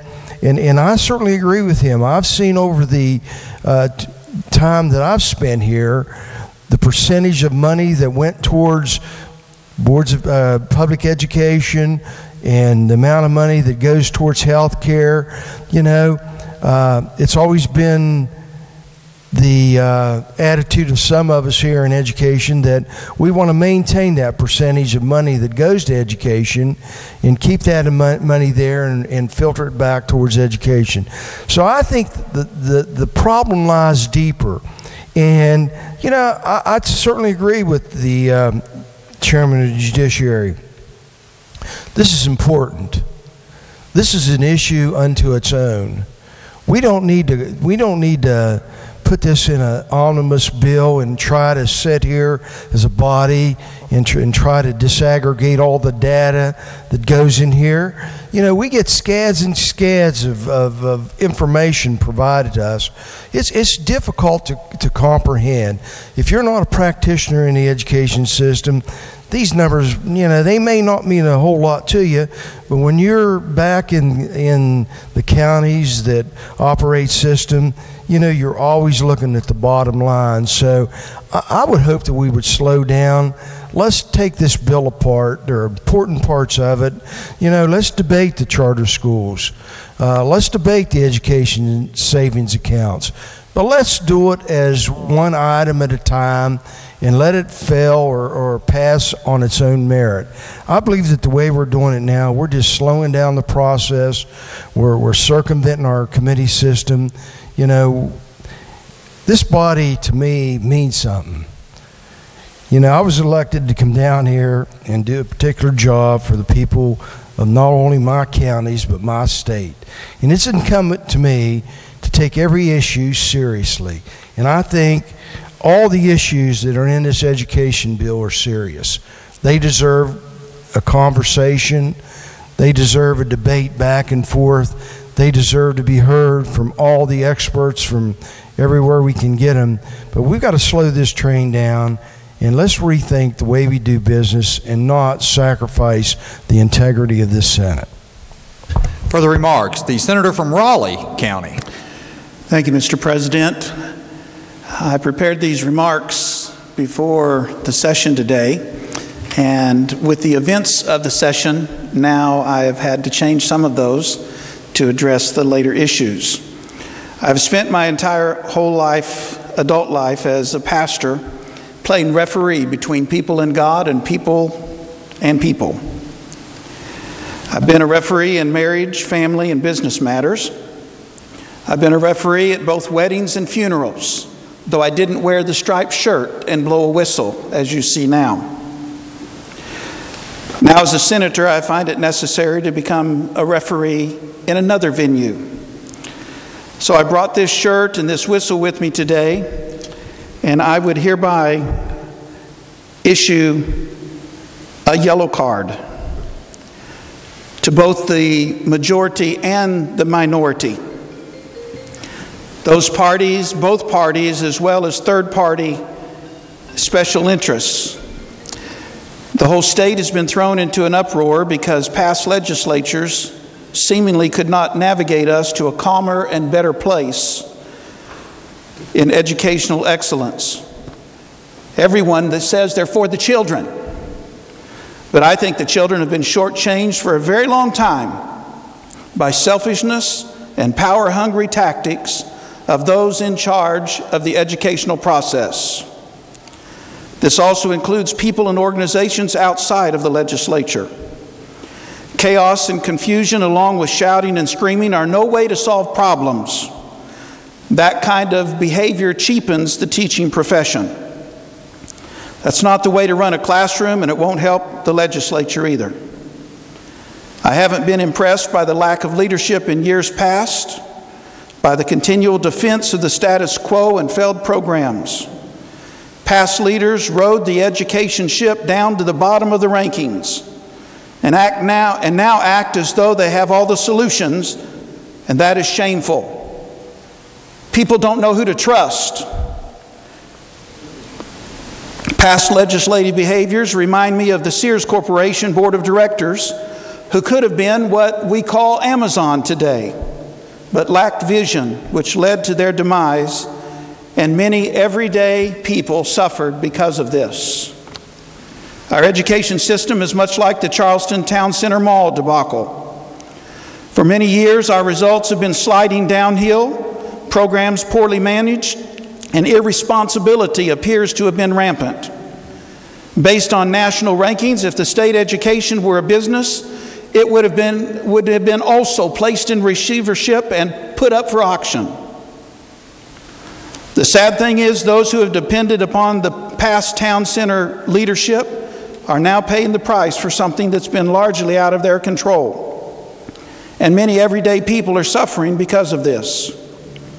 Teachers, students, parents, communities, and businesses are all suffering because of attitudes that have prevailed in past legislatures concerning education. Personally, I think that stinks. So today I joined the Dream Team. Governor Justice presented Jim's dream as an attempt to solve problems. Last week, the senator from Tucker County shared Randy's dream, the fixing of infrastructure of roads in West Virginia. So today I reveal Roland's dream of a better education for our people, and not the continued politicking that we've watched and that I've observed in the private sector, and now have a part of trying to make a difference, a real meaningful difference in the days ahead. As legislators, we should not, dare not, and cannot keep failing our state. I campaigned and won decisively with a platform that included educational reform in the midst of all of the mess that happened last year. 16,000 people voted and said, I want something different. I don't want the same old thing going on. People are tired of the same old excuses and the blame game. They want reform. Educators need more than throwing more money their way. We need new leaders to lead in the direction of high-quality education. We desperately need to update and restructure the business model of West Virginia, because you know what? Education is infrastructure. And if we don't get our act together when it comes to education in West Virginia, then you can forget the businesses coming here. You can forget the jobs. You can forget the prosperity. As the only new senator sitting on the Education Committee last week, I was cheated and robbed by political tactics and posturing. Even an amendment that was offered by the senator from Morgan to change the classroom component, the classroom size component to the bill, was blocked in the committee. That didn't get out into the public.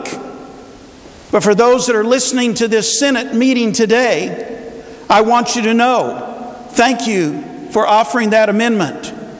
But as he was blocked, he graciously said, okay, I'll pull that amendment. I'm taking all of this in and watching this as a new senator.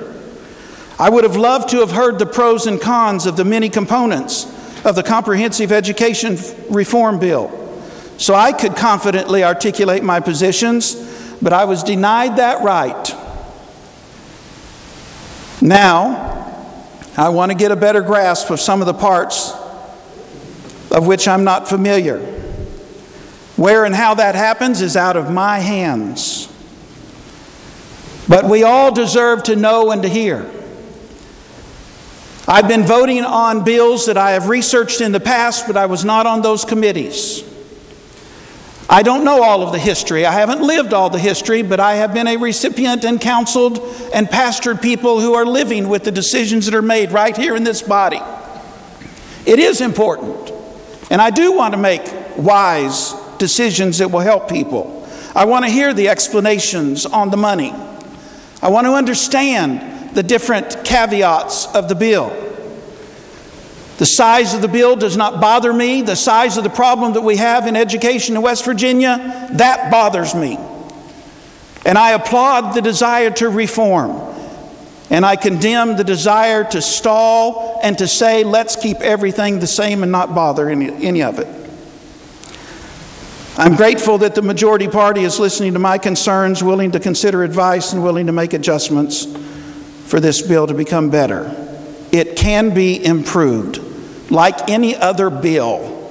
Let's improve it, and let's help the people of West Virginia. Thank you, Mr. President. Further remarks, the senator from Tucker County.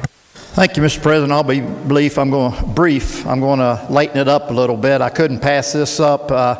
This is from a friend of mine in Preston County. His name is Randy Strasser, and he's a character. But this is concerning the roads, and I couldn't pass it up. It says, ladies, are you 10 months into a 9 months pregnancy? Are you longing for the day you can get that kid out of there and go on with your life? Well, there's good news. I'm offering you a ride across scenic Cranesville Road in the majestic and forgotten by the West Virginia Department of Highways, Preston County, West Virginia. For the low price of $125.99, you can get a 1-hour pothole ice crater caused by the lack of ditch cleaning, labor-inducing ride, a delicious lunch consisting of a bologna sandwich, hot fries, and a Mountain Dew. Diet available upon request.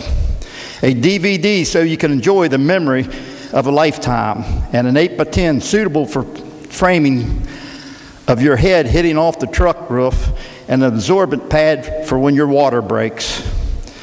Plus, for a limited time, we're offering families of non-paid government workers in a free inducing ride because, unlike the government, we care. And I just thought that was just too good to pass up, Mr. President. So, you know, it's good, the condition the roads are in, that they still have humor with it, and we could all take a lesson from that. Thank you, Mr. President. Further remarks. Miscellaneous business. The junior senator from the 17th. Thank you, Mr. President. I just request unanimous consent that the remarks regarding Senate Bill 451 from the senators from Morgan, Raleigh, and Marion be placed in the appendix of the journal. Is there objection?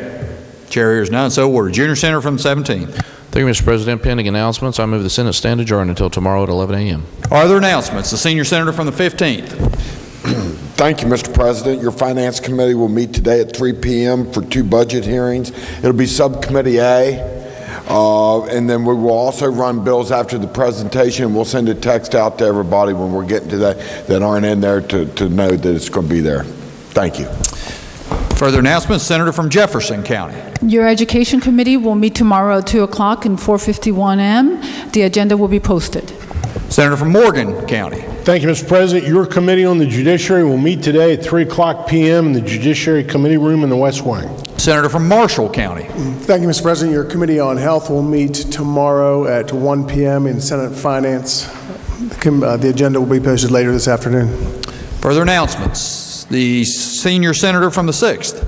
Thank you, Mr. President. Your Committee on Natural Resources will meet 15 minutes after the floor session in room 208 West. Further announcements. Further announcements. Senator from Wetzel County. Thank you, Mr. President. Your Committee on Roads and Transportation will meet at 10 a.m. tomorrow in 451 M. The agenda will be posted. Further announcements. Senator from Wood County. Thank you, Mr. President. Your Committee on Banking and Insurance will meet 15 minutes following the 1 o'clock meeting in 451 M. Further announcements. Senator from Brooke County. Mr. President, your Committee on the Military will meet tomorrow at 10 a.m. in room 208 West. The agenda has been posted. Further announcements. Recognize the junior senator from the 17th. Thank you, Mr. President. I have 2 items. One, I request unanimous consent for a leave of absence be granted to the senator from Pleasance. Without objection. So ordered. Also, Mr. President, I'd just like to announce to the body tomorrow on Tuesday, January 29th at 9 a.m., members of the Senate should gather here in the chamber for a panoramic photo for the 84th Legislature. So just want to make sure everybody's aware of that. Further announcements? Further announcements. Not question for the Senate. Shall the Senate stand adjourned until tomorrow at 11 a.m.? All those in favor will say aye. Those opposed, no. The ayes appear to have it. The ayes do have it. Declare the Senate adjourned until tomorrow at 11 a.m.